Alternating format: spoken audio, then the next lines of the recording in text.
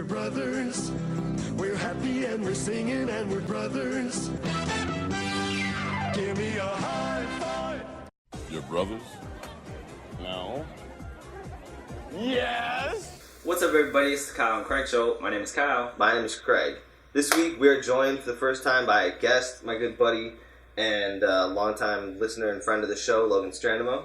Yeah, what's going on, guys? What's up, Logan? Happy birthday. Oh, yeah. Yeah, a couple Later, later, I suck, dude. Dude, you sound so bad at All the time cake. friend. Oh shit, it's your birthday. He's all like, "Oh, whose cake is that? Whose birthday?" His birthday the other day. I said happy birthday to you. Yeah, your birthday like was on my Thursday, birthday? and I saw you Saturday. So I walk into the house, and I see this cake on there, better than sex cake. By the way, you didn't bring any. No, I did not. Asked you. Shelby had some for breakfast too. It was great. So how old are you now? 22? 22. How long you guys know each other? Yeah.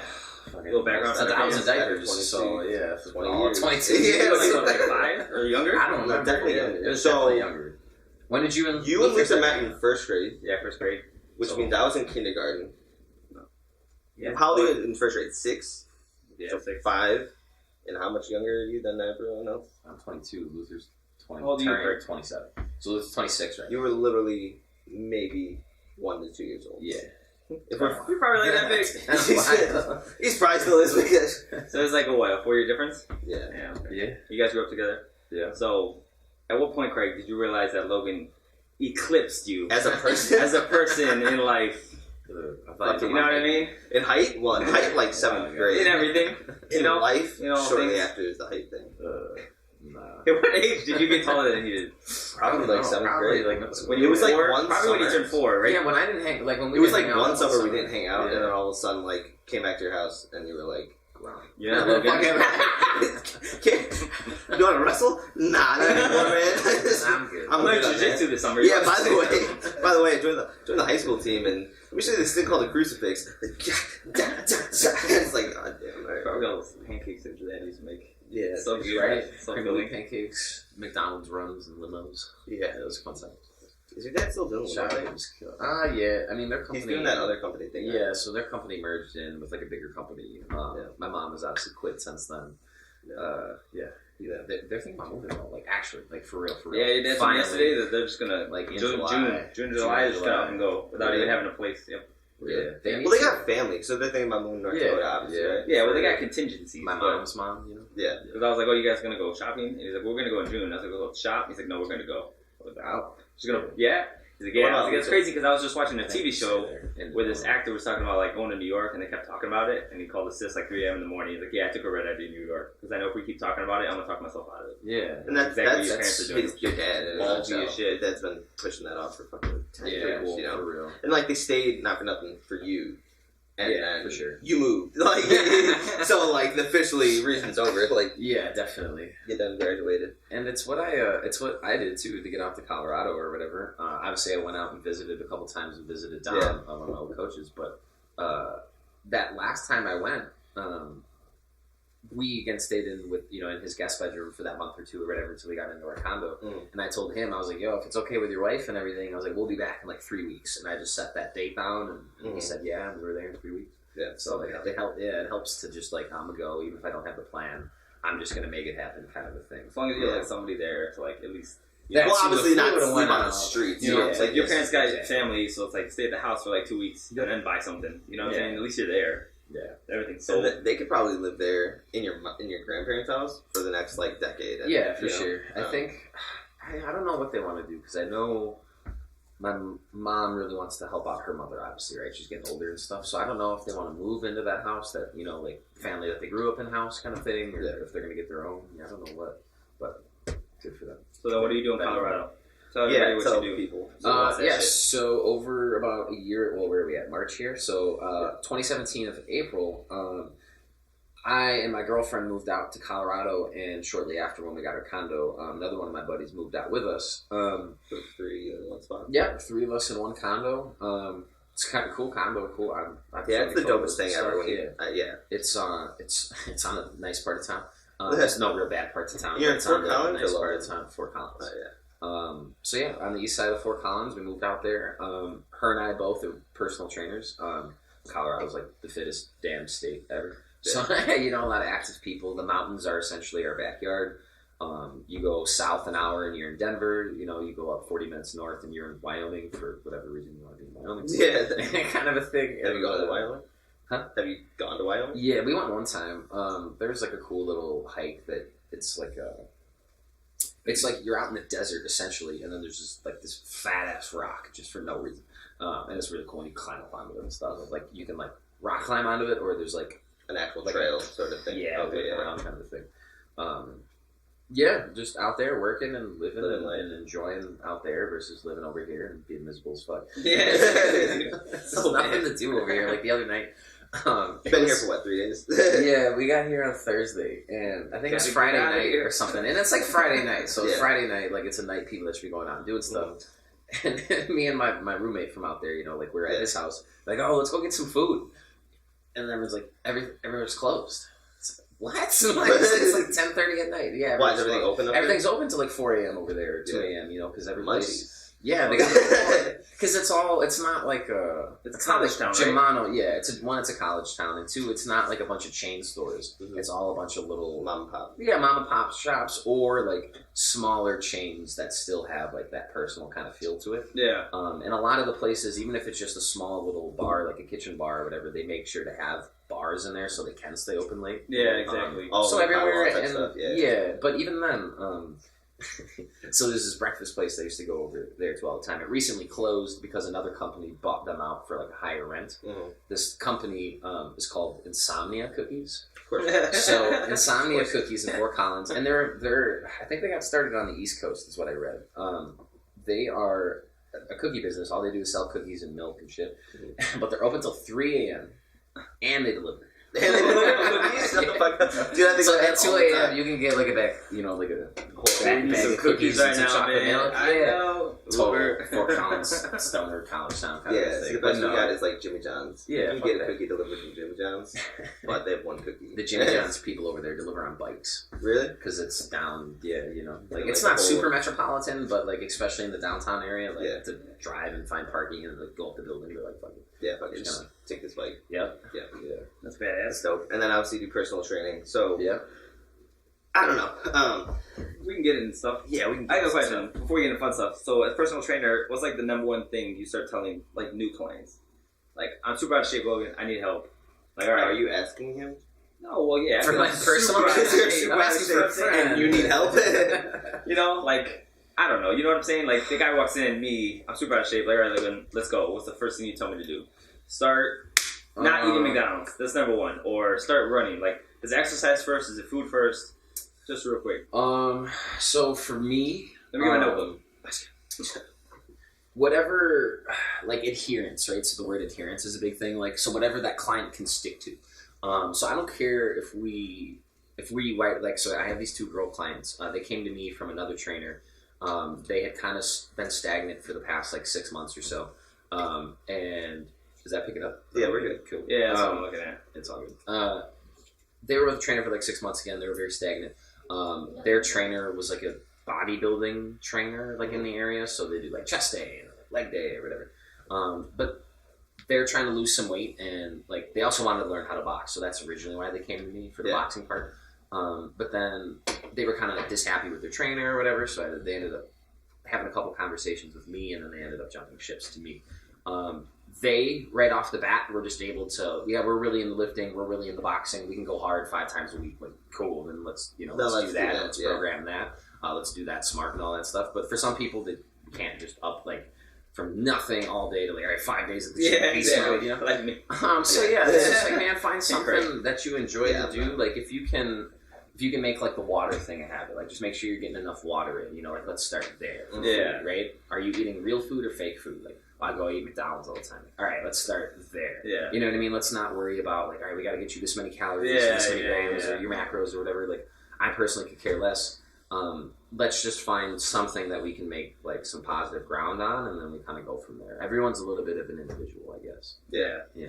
Like me personally, and I've talked to you about water. Like, I'm trying to do, I diet, right? As he pulls out his monster. This is not good. Not even like anything. No. Not even like working out. If like, you're Travis Pastrana, if you were it's fine. But like us, we probably don't need it, you know? Well, I'd say you, like, we're, put it that way. Dude, I mean, just look at it, man. 2 servings per container, and you drink this in 10 minutes. It's not even done. It's just bad. It So smells here, can I to be honest, it's been a long time since I've What if you just chucked it? So, like, this? all the B vitamins and stuff, cool. I'm fine with that. There's a crap ton of sugar in here. But even myself, like, again, I'm personal trainer, blah blah blah blah. I don't eat super fan. Like, I'm not super clean all the time. Years, man. Yeah. How many nights did I come down and you're just maxing on some cereal or something? Yeah. So I understand, but like again, you're getting into the Tim Ferriss thing, the 80-20 thing, right? Yeah. If I can eat good like 80% of the time, that other 20% of me eating junk isn't really a big deal. You know what I mean? Like, it's consistency, as long as I'm being consistent. Exactly. But with the ingredients in here, carbonated water, right? Water, and then it's sugar and glucose are your other 2 main ingredients. So it's sugar and sugar. And you got some acids, and then you got color, and a whole bunch of words I can't pronounce. So like that's probably not good either. Like general rule of thumb. Yeah. If you can't pronounce a lot of the shit, and even then, but there are some things. So like pyridoxine hydrochloride is actually vitamin B6. So like that's cool. So you kind of have to know your stuff though too. Yeah. But some of the stuff, you could probably go without. For sure, chopping. So what would you even use? I never drink Monsters, man. I literally have to like time it out perfectly so I don't get really weak after I'm done. That's not Remember good. that? He gave me That bought me should a tell Monster last time from the gas station. It literally took me 2 weeks to drink it. Yeah. Yeah, because they make me weak as fuck. Yeah. So we went to McDonald's and then we went to the gas station and got drinks.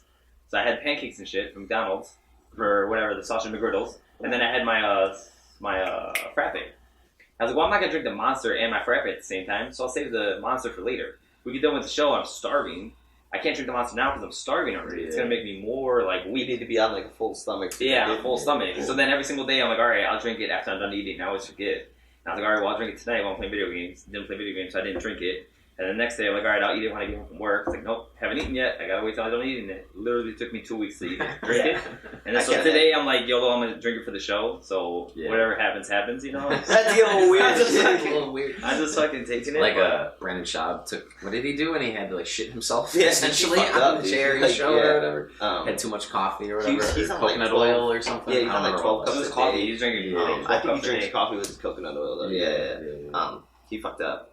I'm like polar opposite. I'm on no caffeine. I haven't had caffeine in like 2 years, apart from like a chocolate bar, and like the caffeine that's like in an apple type shit, like and that's all natural shit. Some people are really sensitive to it. Some people aren't. Like for me, I can have some like late at night too. Like I can, if I'm like for whatever reason, if I have caffeine before I work out, say I work out late, I can do it and then go work out and be like fine. And I can go to bed. Yeah. Shelby does it, like her whole sleep schedule is fucked up, and she's got to restart 2 days later. Yeah, exactly. Yeah. You ever read this thing? It says athletes, musicians, anarchists. Anarchists. Like revolutionaries. Don't they say like a Monster logo was like 666 or whatever? Like some Latin thing. So athletes, musicians, anarchists, co-eds, road warriors, metalheads, geeks, hipsters, and bikers dig it. What about anybody and everybody besides your mom and dad? Yeah, exactly. So, what are you on? So when would you ever even drink this? Before working out? While working out? Like never. There's no reason to ever drink this. I don't. So it's not a Gatorade. It's not even Red Bull or what's the other one? 5 Hour Energy. It doesn't give me energy. I'll tell you that. It just tastes really good. It does nothing for me. Makes your lips tingle. Yeah, right. The niacin or that doesn't have beta in it, but beta does the same thing. That's that shit that you gave me that one time, man. Beta, yeah. You gave me some fucking pre-workout thing, and it made my fucking lips tingle, man. Like it felt like my fingertips were like sparking. It was the craziest thing ever. So I guess, like, let me say this for the Monster or the Red Bull or like Rock Stars or whatever. Like if you can buy the organic Rockstar, I'm just gonna favor that more, just because but it's got like 4 ingredients in it. So like, cool, I'm down for that. But even then, even if you're gonna drink like a Monster or the Red Bull, what about the Monsters that are like 0 everything? It's just the sugar then. So they go from using sugar to stevia or artificial sweetener or something. Yeah, which Pepsi, Diet Pepsi shit. Yeah, to me, it's just glorified pop, right? Yeah, just with the B vitamins and caffeine thrown into it. So it's essentially you're drinking, like a shitty pre-workout, essentially. Yeah. So for like me personally, if I down a Red Bull and go work out, like I'm okay with that. I'm not drinking Red Bull all the time. I'm not doing it every day. I'm not even doing it every time I work out. I don't even buy Red Bull, to be honest. I buy Rock Stars, and even then, that's maybe once every month. You know what I mean? Yeah. Like you're in the mood for the drink. Yeah. Not because exactly. you're using it for freaking. Me personally, I would just rather buy like a pre-workout that's actually been like lab tested and third-party tested, and there's websites and it's really easy to find this stuff out instead of just going to GNC and trusting like your salesman or just like sell you the thing that's on places sale like that that, day. I'm gonna buy that. GNC? Yeah, GNC. Generally it's like a generally they're gonna be more expensive than buying it online or something, or going to like the actual like warehouse where you can buy the supplement. So generally it's more marked up, and you know it's a business, so whatever. And some of the stuff that they have there, they have some cleaner stuff. Like they have some stuff that's pretty tested, and then they have some stuff that's not right, because that's so what I already always heard. Like they have stuff that's not tested, and that's when you hear about like John Jones getting popped for stuff, or like half the dudes who've gotten popped. It's like, I went to in the UFC, obviously went to GNC. I bought something that was tainted. protein, and then it's like, well, none of that stuff is USADA certified or like regulated by like any sort of government body. Yeah. And a lot of those companies, like, so say, like, this company makes a pre-workout that doesn't have, any testosterone booster or whatever in it, but that same company might also make, like, a testosterone booster or something that, let's say is banned by USADA. Yeah. So that pre-workout isn't supposed to have anything in it, but if they use that same machine to mix literally the the shit, same mixer, even if it's trace amounts, you'll still fail that test a lot, and that's what happens quite often. Yeah. John Jones being the latest case. He lost his case though. I mean, so he got guilty or whatever. It's a good his transition. lawyer kind of seemed like a jabroni and all that stuff too. Yeah, they had no case. Like they're just like, man, I promise you, I didn't take this shit. And it's like, that was like literally their whole defense. What do you think USADA will say when they have that trial? Yeah, so that's what that was the trial. That was the trial. No, that was the California one. Yeah. Okay, what USADA will do, I don't know. So USADA can suspend him up to 4 years. I'd be curious. California did the year, right? But it was backdated. So his official thing is like $205,000, and then his license has been revoked, and like for no certain amount of time, it can be reinstated come the USADA hearing. So like once USADA's punishment is over, so if USADA only punishes him for a year, which is retroactive, so that would have started the day his suspension began, which I think was like August fucking 1st or something, like whenever he popped, a week after the fight. So if they suspend him for a year, he'll be eligible to fight again come like, middle of August. Okay. At that time, his CSAC suspension or revocation, he'd be able to like get his shit reinstated. Yeah.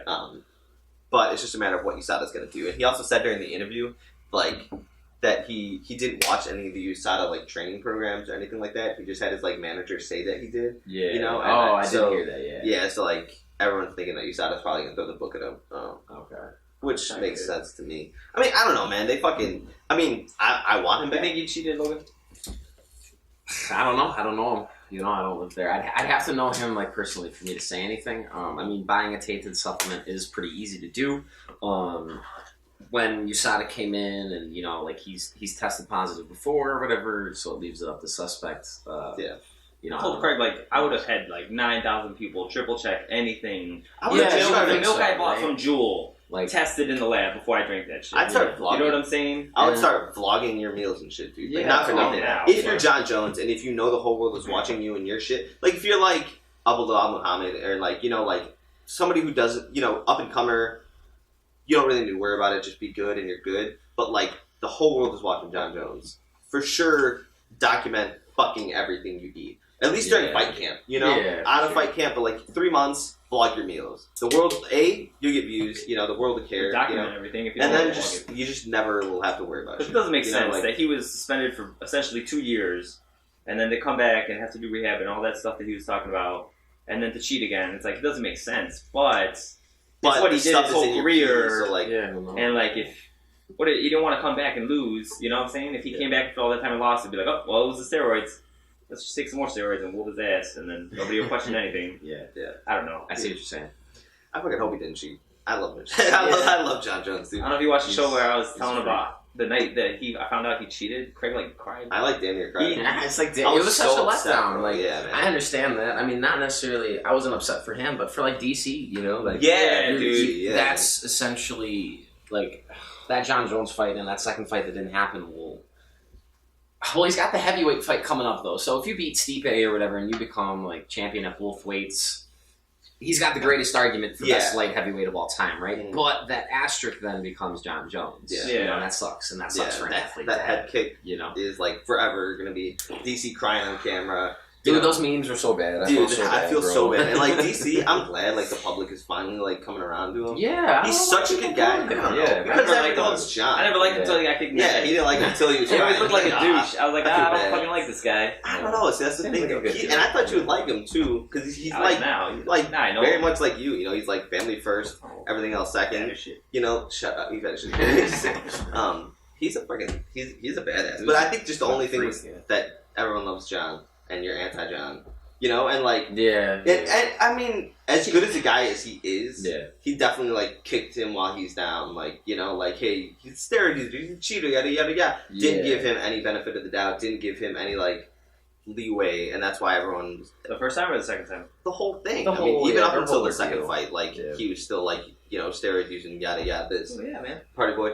I get, but the Was whole he but vegan when the whole fucker world steroids? loves this guy, Oh, okay, and you're yeah. poking at all his flaws, they're not going to like you. Yeah, you know, yeah, like yeah. even though you are flawless, Olympian, you know, came in undefeated as a heavyweight, Strikeforce champion, Strikeforce Grand Prix champion, UFC champion, UFC champion, you know, wins over Alexander Gustafsson. You beat freaking Sky Anthony Johnson beat twice. Dan Henderson, yeah, the Anthony only dude Johnson. to fuck up Anthony Johnson like that. Yeah, yeah, you dude, know, freaking like He fucking rocked. he's in the conversation for like Mount Rushmore and the whole Yeah. thing, apart from the John Jones losses. Like, but so you are flawless, but to just point out someone else's flaws. yeah. And that's what when the world is gonna like stop and stare at you, like, dude, what the fuck is your problem? Yeah. You know, Exactly. Yeah, I get that. he's a badass. Now they're saying if John does come back, he's gonna go back to heavyweight. So we obviously, you said like we got DC versus Stipe at heavyweight in July, and then they're talking about Brock Lesnar coming back, and that it's gonna be Jones versus Lesnar. Oh god, that'd be crazy. Now, that's now we so Brendan Schaub is saying like he's like, hey, Jeff Nowitzki. Let him go. You just take the night off. Who's that? Jeff Nowitzki's the guy who like, Lesnar runs and these signups. Jones. Oh, he does? Yeah, he's like- Or not even like super stipulate Brock and then just get Jones juiced Juice to the to the gills, gills, like he says. Yeah, just let him go at it. Yeah, powerlifting. Who do you think would win? John. Yeah, John? Yeah. So let's say John, because John not cutting any weight, probably what, 230? 225, 230? Brock is like Bulked up, like when he was like something like he was. that. 230. I It's not imagine. very big in the heavyweight division. Yes and no. I mean, So, that's where, yeah, I mean, Chael Sonnen just fought. Mhm. Chael Sonnen's a natural middleweight. he's fighting fucking He just fought Rampage Jackson, and he weighed like 230. Dude's So he was insane. smaller and had that speed advantage over Rampage, who was probably weighing like, I think he fought at I like guess. 250. Because John's so tall. And we're talking about Chael Sonnen. So John Jones is bigger, obviously much bigger than Chael Sonnen. And he's like, I think he'd be fine. How much do you think Brock I mean- weighs walking around at home? Brock 260? Lesnar? Oh, 285. over. No, hell, way more than that. Yeah? Yeah, no, if you watch, like, when he... Sorry, I'm looking up Stipe's weight. No, that's all good. Stipe's 245. So, yeah, like, for heavyweight, the limit's 265. But a lot of But you look fight- at the best heavyweights, yeah, they're like 240, Oh, like 230. right in the middle. They're the lighter, so they can Yeah. move around and Like not a gas out Frank like big Mir ass type of person. Shane Carlin kind of thing. Yeah. Yeah, no, Brock, like, if you watch, like, his thing leading up to, like, I think it was the Shane Carlin fight, or maybe one of those fights where they do, like, the UFC countdown. Yeah, he's cutting from plus 300 pounds That's insane. down to Insane, dude. 265. So yeah. much steroids. So, So much steroids, He's yeah. a freak, dude. He's a freak. So who do you have in that fight? Brock or Jones? Is Brock healthy? You know what I mean? Okay, like, what are yeah. the stipulations, I Without guess, steroids. so, right? So, Yeah, Brock- are they roided? Are they not? Like, Brock for sure on steroids. They could always fight like a Russia or something, and that wouldn't matter. It would Dude, take if they fought 6 months to get him in on. Ryzen or whatever, I Ryzen, freak yeah. out. What's yeah. Ryzen? Ryzen's like the new Pride, so it's like it's Yeah, yeah, no yeah. Where is steroids, that? I just don't know if they'd make no money off of that. weight Would they? classes. Because if they fought in No, they do, Vegas, man. they'd make Who a just bunch of went money, there? right? Yeah, Vegas is the fight capital for the United States, for like But America. you saw this all over that. So where could they fight? Have Rock Ryzen on in steroids Japan. and still make Ryzen money in in Japan. Japan? I think that's where Japan. Ian McCall went. Yeah, He went there, just went to Ryzen, and he got fat contract. So his contract was up in the UFC. He got offers from like ONE FC, World Series of He Fighting, was gonna retire, too. Bellator, and he went to Risen, and they gave him Can mad John money. fight in Risen? Well, like Ryzen. still under UFC Well, contract? It's Okay, Ryzen. so it's Ryzen. Ryzen. Yeah. My bad, Ryzen. Ryzen. Ryzen. Ryzen. Okay, so let's say my bad, Ryzen. Jones clean and healthy, Brock healthy Yeah. On steroids. At heavyweight. at heavyweight. I mean, I would probably. Fuck. I'm gonna pick John just because it starts on the feet. Brock, obviously, super crazy wrestler, but so is John. Mm-hmm. I've seen people stop Brock's takedowns before. I mean, even Alistair, I think, shoved off a couple of his takedown attempts. And yeah, Alistair's a big freak too. But John Jones, kind of the. I mean, not as legendary as Alistair's, like when it comes to their stand-up, like kickboxing career. But if Jones can teep you and kick you in your knee, like with that elliptical kick, and like elbow you at the face from 9 miles away, I don't think Brock's got much of a chance on the feet. And I think you can just keep him on the feet and pick at him and eventually drop him. You know, he fucks everybody up. So what about you, Chris? I think John as well. I don't know if it's just because I'm a John fanboy, but I mean, so the only thing. Like, the only way I see that fight going bad, and it's not like, I don't sit around and think about it, but I think in my head, it's just a picture of large landmass Brock Lesnar laying on top of John Jones. It's a bad sight to see in that fight, and that's the only way that Brock wins. So long as John avoids that, because, I mean, John's, like, got jits, and he's good off his back, you know? Yeah. But not with fucking Brock Lesnar laying on top of you. That's a whole different story. Yeah. Crazy ass wrestler. You know, yeah, I mean, just picture like watching DC. We watched DC versus Ozdemir, right? Yeah. So Ozdemir, you know, DC's wrestling is like Lesnar's wrestling, you know? Yeah. And then just complete, it would be rape. So as long as John avoids that, I think he wins in every other if they fight on soil, Brock can't be on steroids. And then so I think for that reason, John would win. Well, he wasn't supposed to be on steroids at 200. Yeah, no, he got that. He got that, like, what is it called?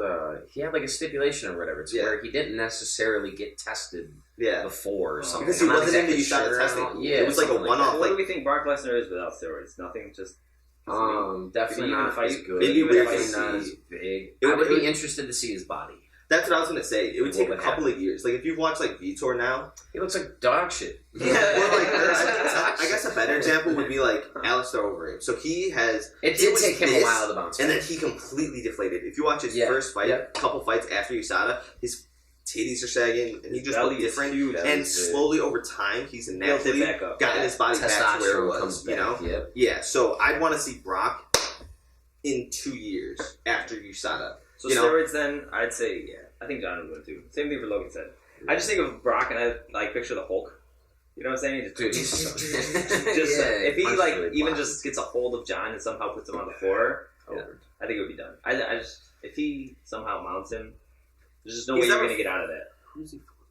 Brock's fought everybody, right? He's fought Kane. Didn't he only have 3 fights? He only had 4 fights, right? He's like 5 or 6. Well, he fought Kane. Mir twice. Mir twice. He fought Randy. He fought Shane. He fought Alistair. He fought that many times? Mark Hunt.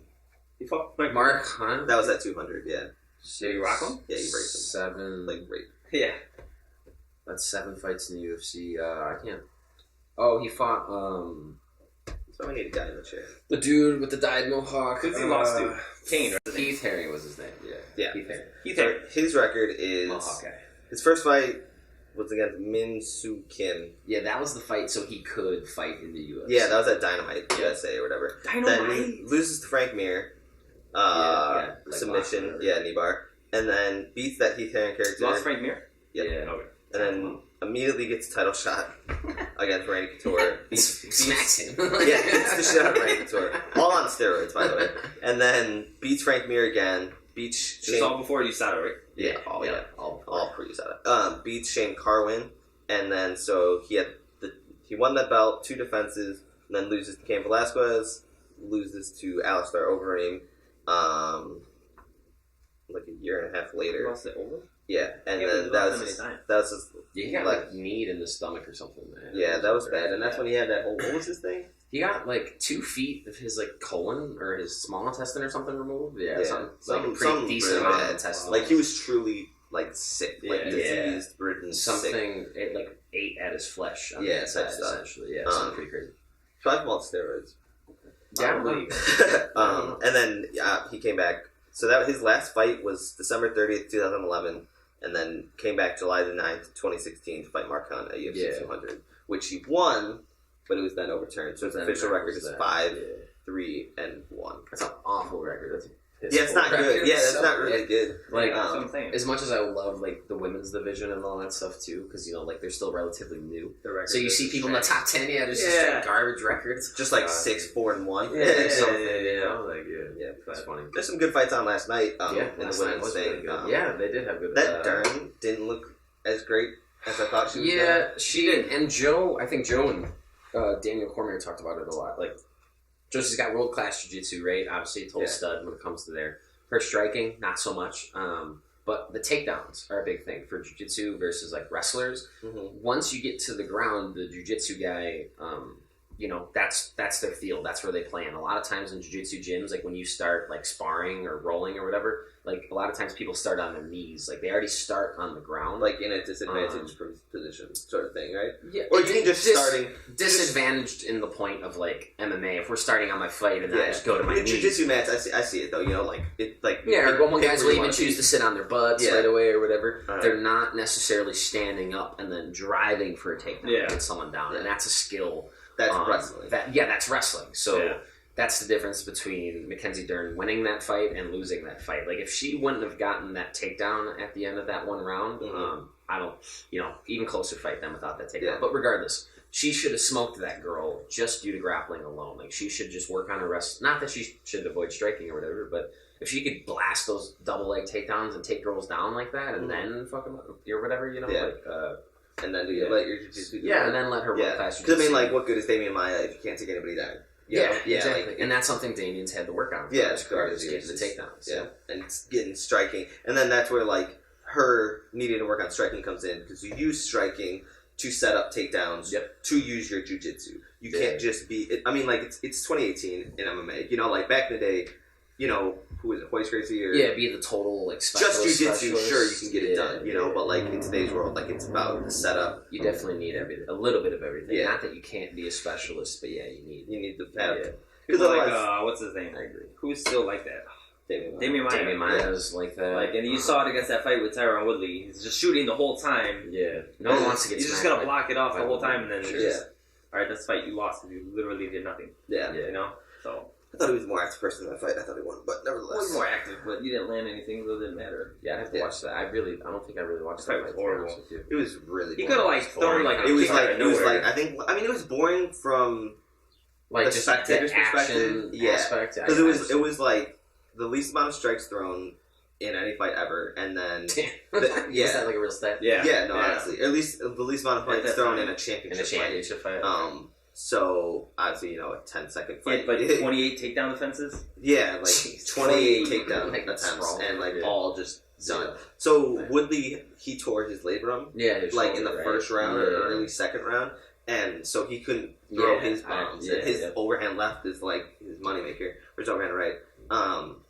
And then Maia, obviously, his striking isn't. He's not going to box with. Yeah, he's not fucking going to knock Woodley. out Woodley for sure. But Woodley just kept his back to the cage the whole time, so he couldn't. Never seen somebody so scared to get taken down. Yeah, like literally, his back to the cage the whole Like, time. But if literally you watch running the whole Maia time. versus like Condit or Maia versus like Masvidal, as soon as he gets your back to it, he's like a fucking bow constrictor. Yeah, So it's his whole next level.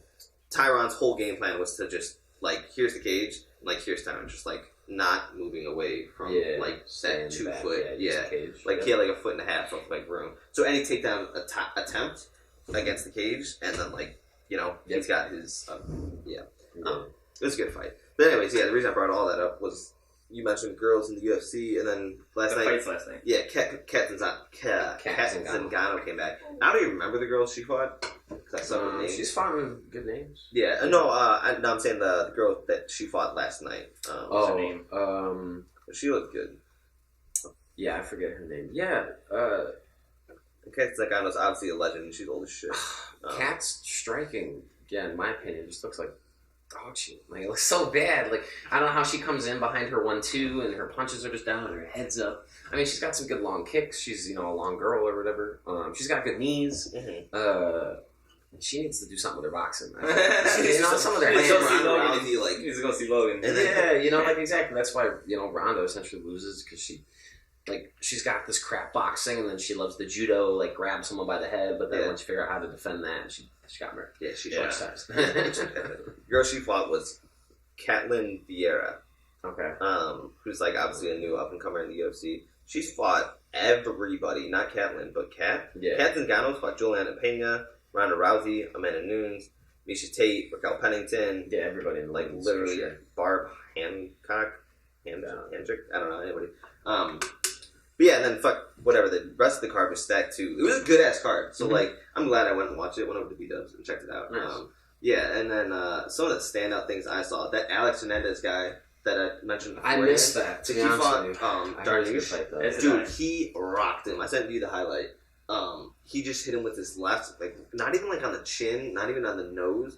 So it's like Somewhere in weird. the cheekbone. It's weird to get a knockout here, you know? But like he popped Side him of the face. right Why is that here. weird? Because this shuts off your brain, right? Like No, it's just so the idea of hitting from your chin is like your the longest lever or like fulcrum point or whatever. So when you knock someone out, essentially, right, like their brain smashing into their skull, hitting someone up here isn't going to have as much whiplash as like whipping someone's neck around. Yeah. You know, so that's why. But anyways, he popped him with his left. But And all he's temple shots. he's this kid, dude. He looks just like Rolly.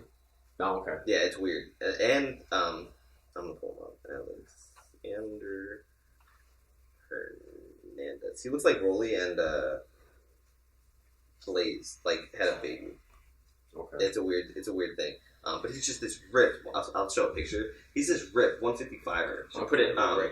He's But he knocked out Darnushin. He looked Jesus good. Christ. And then you had Sean O'Malley fight. Yeah, O'Malley's a G. I'm a big fan of him. What the So hell much was muscle. that, man? Yeah, I'm a fan And of so I don't know if you Sure. I don't know if you caught the fight or not, but this Sean O'Malley character, he's this new. He was on Dana White's Looking for a Fight or whatever Yeah, the fuck yeah, it was, yeah, contender yeah, series. Yeah. And he fights at 135, and he's this skinny little dude, but he's like tatted up, and he has this big fro. But then he like obviously gets cornrows for the fight. Oh yeah, I think I saw a picture of him pre-fight. Yeah, dude. So he beat the brakes off this dude for the first 2 rounds, and then I think it was like halfway through the 3rd round or like in the beginning of the 3rd round or something like that. He breaks his leg essentially. He like throws this like I think he broke or just like his some foot sort of fracture or something, Yeah, ankle but like or on like a whatever. leg kick or something. And then I think it was the head kick. what was it? The head kick? Yeah, he did like a question mark head kick. And Oh, and when he Yeah. came put down, his yeah, foot down maybe. and- Yeah. And then he's like hopping for like the rest of the fight. And then dude Why like did they not stop the fight? They're on the goddamn top. because you gotta He was winning, dude. Yeah, he was. I guess if you make it Take to the that. end, Yeah, right? yeah, It's all- he was 2 rounds. They went 10-8. 2 out of like, 3, right? Yeah, so it's a 3-round fight. So he was definitely winning the fight. All you have to do is not So when lose did he this break round. his foot? In the 2nd or the 3rd? In the 3rd. Right? So he had like what, I think it was 4 in minutes the to make it third. through? Yeah. So Did then he the make dude it was fighting. No, he did. He won. Oh yeah, He made it through. He won the fucking fight. He won. So like Joe Yeah. Rogan's interviewing him. He's so, on the floor. He goes over. So like as soon as the fight's over, he drops in like agony, and he's on the Yeah. ground and he's screaming and stuff. And then there, even the ref thought dude lost. Like ref like so it's just him and the dude who lived. opponent. You know, Yeah, and, the opponent. then like. And the winner is by split decision, and then the ref's like about to lift dude's hand, and dude's about to lift his own hand, and then it's like Sean O'Malley, and he's just like on the ground. Like, yeah, No dude. way. Like, yeah. Really? Yeah, Joe Rogan goes over and interviews him. He's like, "How do you feel?" "I fucking love you, Joe Rogan. I love you too, buddy." No way. Yeah, Yeah, it was it's a pretty insane. cool moment. Yeah. With a broken leg. He's a killer though, and then that was right before that was the first fight of the main card or whatever it was, and then we had Frankie Edgar versus Brian Ortega. Now Frankie Edgar was originally scheduled on the card to fight Holloway. Max Holloway for the 145 featherweight championship, and this was actually the second time they were scheduled. They were supposed to fight in December at UFC 218, but then Frankie pulled out because he got hurt, which Yeah. doesn't happen often. Frankie pulled out. And then Max pulls out because he got hurt. And then what sucks is because, like, Frankie's never going to get a shot again. yeah, he's definitely not going to get a shot again. Was he ever champion?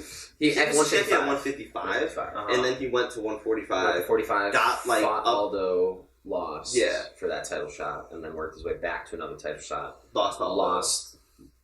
Yeah, because he. Did he fight Aldo twice? Yeah, so No. he fought Aldo at 200 and lost again.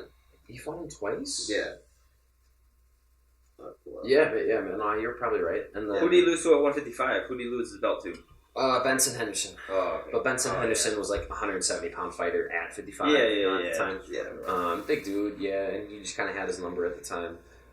Yeah, Frankie went down to 145 again. Yeah, so lost he Aldo. goes. So he loses to Benson, gets an immediate rematch, loses to Benson again. And then. So he lost his title to Benson, got a rematch and lost again. Yeah, Yeah. at 155. At 155 pounds. Goes to fight Jose Aldo. Pre-USADA. Jose Aldo. Just saying. and loses decision unanimous. Then he goes For the on title. For the title. He got a straight title shot in a different division? Yeah, former champ. You know, he only lost to the champ at that other And he was a whatever. goon. And there was no one at 145. That's when probably they just created the 145 division. So that was probably like. But then he beats Charles Oliveira, who's like black belt jiu-jitsu. BJ Penn again at 145, and then beats Cub Swanson, beats Uriah Faber, beats Chad Mendes. We watched that fight. Yeah, knocks him out. And then and then loses to Jose Aldo at 200. So that was like that was for the intro.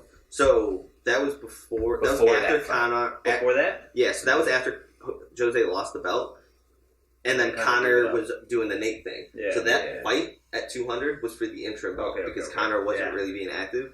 Loses, so he climbs the ladder. So he climbs the ladder and then loses to Aldo. Yeah. And then beats Jeremy Stephens, destroys Yair Rodriguez. So he climbs the ladder back up again and then loses the fight. You know that would have did beat Stephens. He did beat Stephens. And now Stephens is just whooping ass. So he got rocked last night. Yeah, this guy. So Brian Ortega is a freaking dude. And then what else makes you think? So he got rocked, right? That's what happened. You guys watched the fight. I didn't watch the fight. So he got elbowed. He got elbowed in the chin. He looked good up until he got. Frankie was pushing in, trying to be Frankie, and then Brian stepped back and hit him with an uppercut. Floored Edgar. He came down, landed like one hammer fist. Frankie was like. He wasn't out, but he wasn't moving that much either. You know, he was trying to roll over, but he could have moved over faster. And he got hit with the second one, and the ref called it. So good stoppage. What round? First. The first round? There's like 30 seconds. So this is my question then. Like, how would that championship fight would have gone? Would it have gone the same way? Max Holloway? I don't know, man. Would it because that would have been a lame title fight. I mean, it would have been cool to see him knock out Frankie in the first round because it's exciting. But as far as like title fights go, you want to see something competitive. I don't know. Now, if they fought, could Holloway have done the same thing that Ortega did? Because Ortega looks huge. Yeah. Just being like the former athlete or whatever, I think, like, this is just my personal opinion or whatever, when that fight was, that first title fight between him and Holloway was supposed to happen, I would have bet on Frank. Yeah. He was coming off all those wins. You got all that momentum. He was really healthy. He was just, he looked really good. He was boxing, like, he was still doing his, again, I'm a big Frankie fan. Frankie fan, jeez. Yeah. Fran. He was like the first fight I think I ever watched ever. I think it was his debut was my first UFC fight that I saw. So again, obviously I'm kind of biased or whatever, but his boxing is what makes him really good, but it's also, I feel like it's his biggest drawback. He's really predictable as far as like his like 1-2 would move and like, you know, some of those easy things. So when you face those longer guys like Brian or maybe like Max Holloway, you know, that's where you're going to run into issue. That's what I was going to say. Yeah. Regardless, I think he would have won the first fight, but then now after losing like that opportunity of having the fight, and then you got to go through a whole nother camp, and then you get hurt, like that drains you on like not even on the physical, but on your mental side, you know. And then you finally get the shot, and then it's not even for the belt anymore; it's for this other dude. And you are like this legend fighting the new up-and-comer. You have everything to lose. That dude had everything to gain. It's like a really bad fight for Frankie. Because if Brian loses that fight, it's a loss to Frankie Edgar. So you're 10-0. Come back, win 2 more fights, have another title shot. Cool. Yeah, and you have all the time in the world to grow and gain. Where like this was like Frankie was supposed to fight for the belt. Like if Frankie beat Holloway, which he is very possible. You know, right now looking at it retrospectively, it's hard to say could you have beaten Holloway because like you just lost to the number 4 guy. You know, but it's Frankie Edgar, and at any given night he could fight. He could beat anybody. But like I just feel like. So he dropped from 155 to 145, which made more sense because picturing him at 155 fighting like imagine him now. I know that's what I'm saying. Like now fighting like a Tony Ferguson or an Edgar Barbosa or Khabib. Like dude, it's just great match. But even now, like so Max Holloway and Brian Ortega, it's just the evolution of the sport. But they're just bigger and longer, and they're just getting bigger and longer. Like I could see him if he wants to keep fighting, fight the Jeremy Stephens, the Cub Swansons, fight some veterans, but I don't think he's going to get back to a title shot where like the Yair, because imagine Yair and Frankie fighting again in a year if Yair works on his fucking wrestling, you know, like his size and skill, but just this longer, bigger 145ers, you know, Conor McGregor's of the world, like it's just but he's too big muscle wise to drop to 135. But I feel like if he fought at 135, that would be like. Because he'd be fighting smaller people like a Cody Garbrandt or TJ Dillashaw Brandon Barao or something like that. I think I those feel, guys are just but that's just way too good, small too for young, Frankie. too fast. Now. Well, yeah, at this point, but I'm Yeah. saying like that. Frankie's size should be at 135. You know, I think he's what, like 5'6" or something like that. Yeah, He can maybe get down there, but How like big is Ortega? he's got to be like 5. And does this set up Holloway Ortega then? Yeah, yeah, 100%. I think that's What do you guys they- think? I don't know. I like it a think lot. they said that. Yeah. Yeah, I think they said it. I like it a lot. Huge. It might But I actually feel be. it's not too soon. I'll You have go. these 2 killers in this division. Who? Frankie and Ortega. Brian, or Okay. Max and Ortega. Brian. Yeah. Yeah. Just So do it right now. yeah, I suppose. I don't know, man. It's like it was supposed to be the freaking- title fight. He came in. Yeah. Like, was last night not the interim?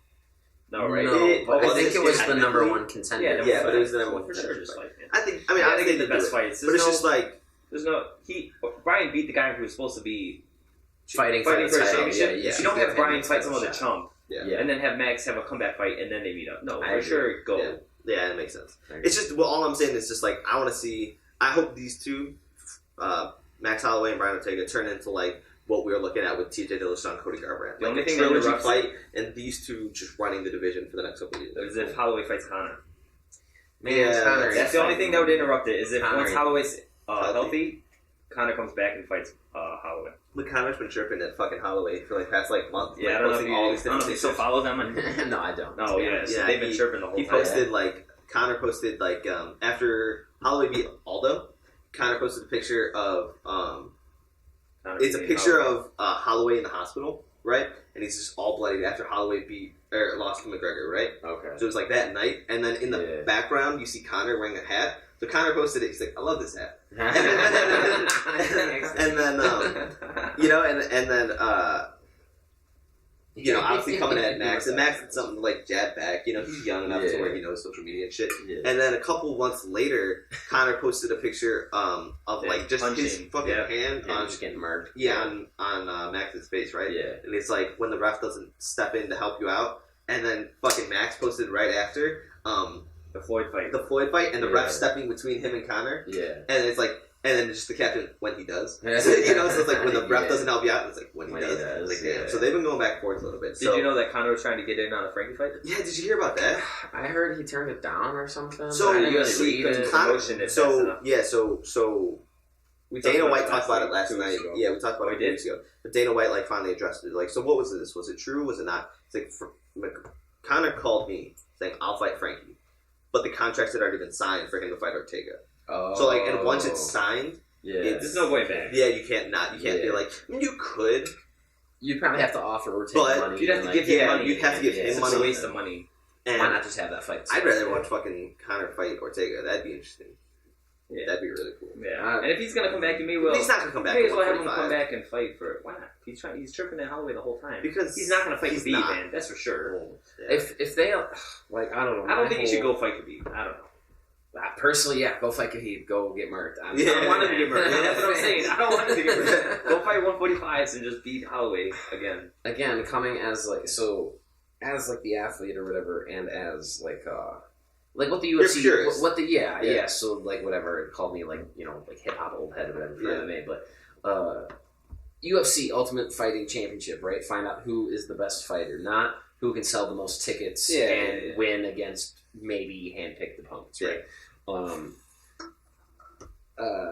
For Conor to hold up the division that long, like for no fucking reason. for no reason, for you to go do what you want because you make the UFC money and you're just going to tell Dana what you want to do, and Dana's like, all right, well, you made me millions, like, cool, Yeah. like, fine, go do what Yeah. you want to do.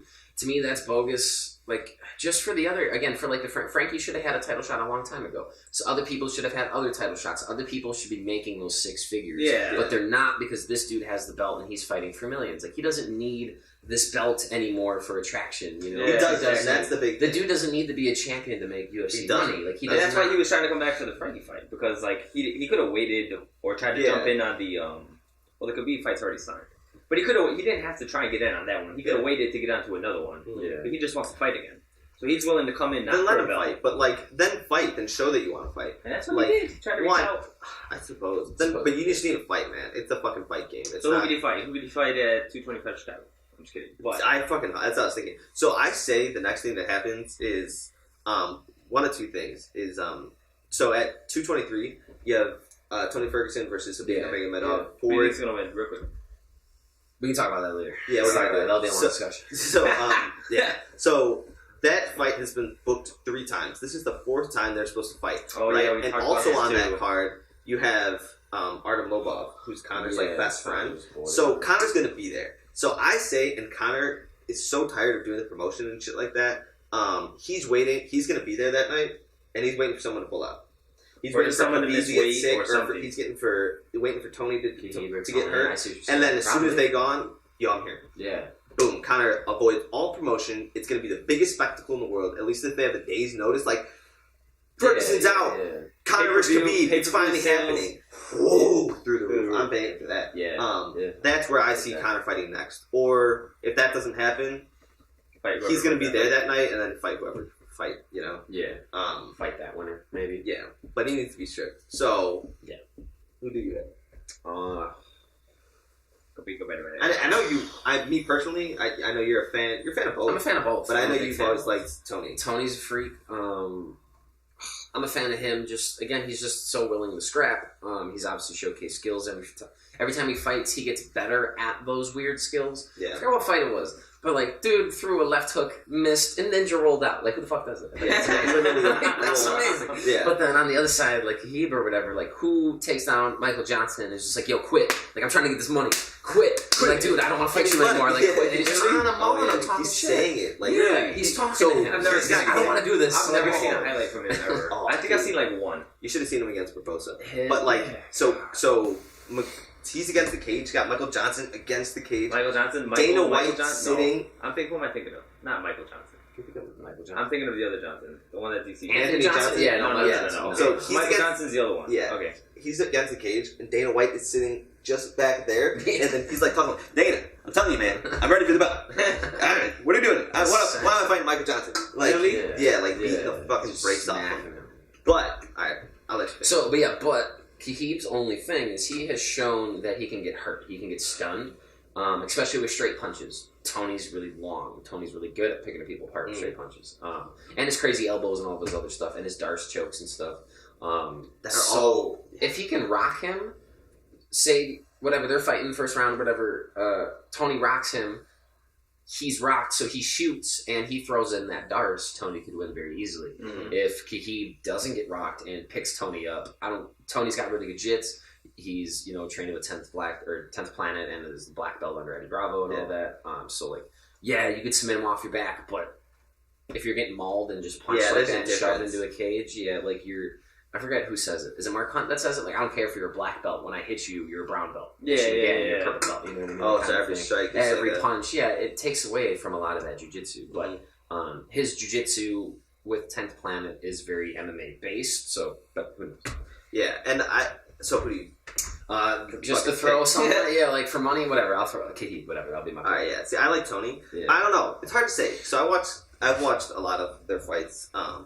But the last, your own. I don't know what the quote is exactly. You're only as good as your last performance. Yeah, So I think it's Tony's last performance and Khabib's last performance, right? And I put the two together. Khabib was completely dominating the top game and just mauling Edson Barbosa to a pulp. Yeah. Right.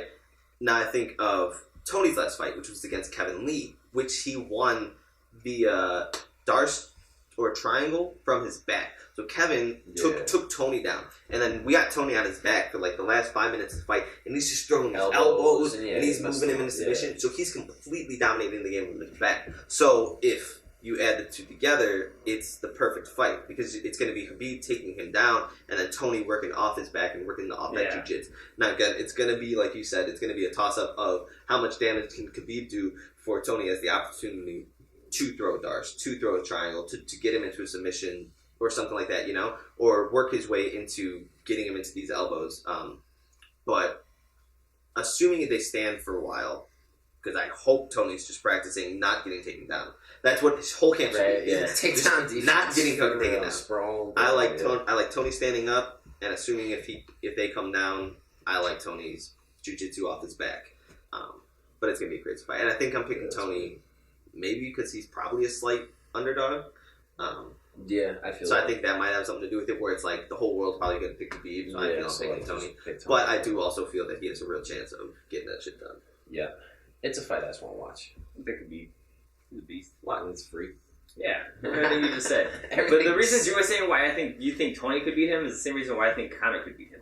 Yes, As long as, for sure. You know what I'm saying? Yeah, So even more Conor's so striking because he's got so knockout long. power with that left hand. Yeah. Just for sure don't get taken down because your jiu-jitsu sucks, and you'll be okay. You know what I'm saying? Yeah, So Conor could do the running around thing like he did with Nate. Yeah. And then just catch what's his name on a fucking. Yeah. You know, the same way he did Aldo. Catch So, Khabib. Yeah, You're catch saying? Khabib. Yeah. Yeah. But if he gets taken down, he's gonna get it. Yeah, but But like he said, like Khabib in the Michael Johnson fight and in the Edson Barbosa fight. So even during all that rape of Edson Barbosa, as soon as Edson got the chance to stand up, he's catching him with wheel kicks to the face. Like he caught Khabib a few fucking times. Mm-hmm. Yeah. Yeah. Real quick, let's pause. Need Logan to looks lights dark, closer. right? I need to like pee hard. So I was gonna ask you guys. So like you said, that's why Tony can beat Khabib. That's why I think McGregor could beat Khabib. Yes. But percentage-wise, who do you bet on more? The guy who might be able to land a shot and knock him out, or the guy who's going to be able to take him down more? You know what I'm saying? So do you bet on Khabib's chances to take him down and beat him, or do you bet on Tony and McGregor to get that one left to be able to knock him I see out? what you're saying. Again, in a perfect world, both of them are healthy, both of them are trained, and every fighter is going to come in with injuries or whatever, but like let me say this. So when Chad Mendes fought McGregor, Mendes was supposed to win that fight. Mendes took it on short notice. He's very wrestling heavy. You need cardio. You need to go through that camp to put your body through that so it knows it can do that and it can do that. You take it on short notice. You don't have that big gas tank. You can maybe take them down, but those takedowns are they cost a lot of energy. Yeah. So if you don't have that gas tank and you can, get taken down or whatever like Conor did, but then get back up once or twice and then you're tired, Conor wins that fight. Yeah. So if Khabib comes in not on a good camp, or if it's short notice, or if he wasn't able to train, McGregor wins that fight. Again, perfect world. They're both in shape. They both went through a camp. Minor injuries or whatever aside. Khabib wins. Yeah. Khabib takes him down. And balls him. I was So gonna then say Khabib will beat Tony then, right? Because Well, Tony's a better And the jiu-jitsu. math don't work. Yeah, no, I mean, exactly. but- I see what you're saying. Tony's jiu-jitsu is Way much higher than Conor's. Mhm. But I was just talking like in my striking opinion, versus like in my opinion, it's always vote with the wrestler. Like because if it's you're going between the two of them, I don't know. You go with the wrestler, man. Like if you have, I'm trying to think of like who's a pure wrestler. Again, and I guess Conor. It's the perfect matchup.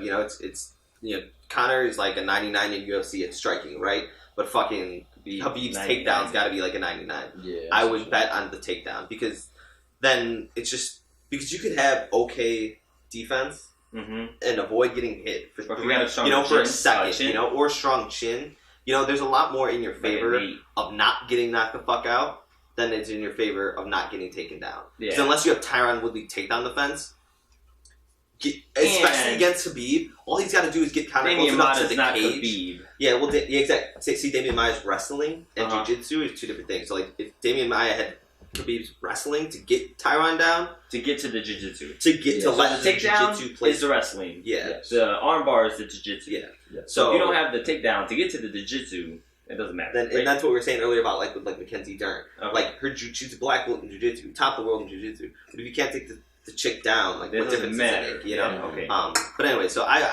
just when I watch fights, if you have a dominant wrestler and a dominant striker, I feel the wrestler will get you down before you find the perfect opportunity to land one on the chin and knock him out entirely. Because if you're gonna play the striking game and play by points, then he's got 15 minutes to take you down also, and especially Khabib, where all he's got to do is get your back to the cage, and then he's going to work on your legs and just work on your cardio and put his shoulder into your gut and take you down. Yeah. So I'd vote the wrestler. I'd vote Khabib. If you don't know, if I watch two fighters that I don't know and they're talking like this guy's a striker, this guy's a wrestler, cool, let's watch this dude take him down. Yeah.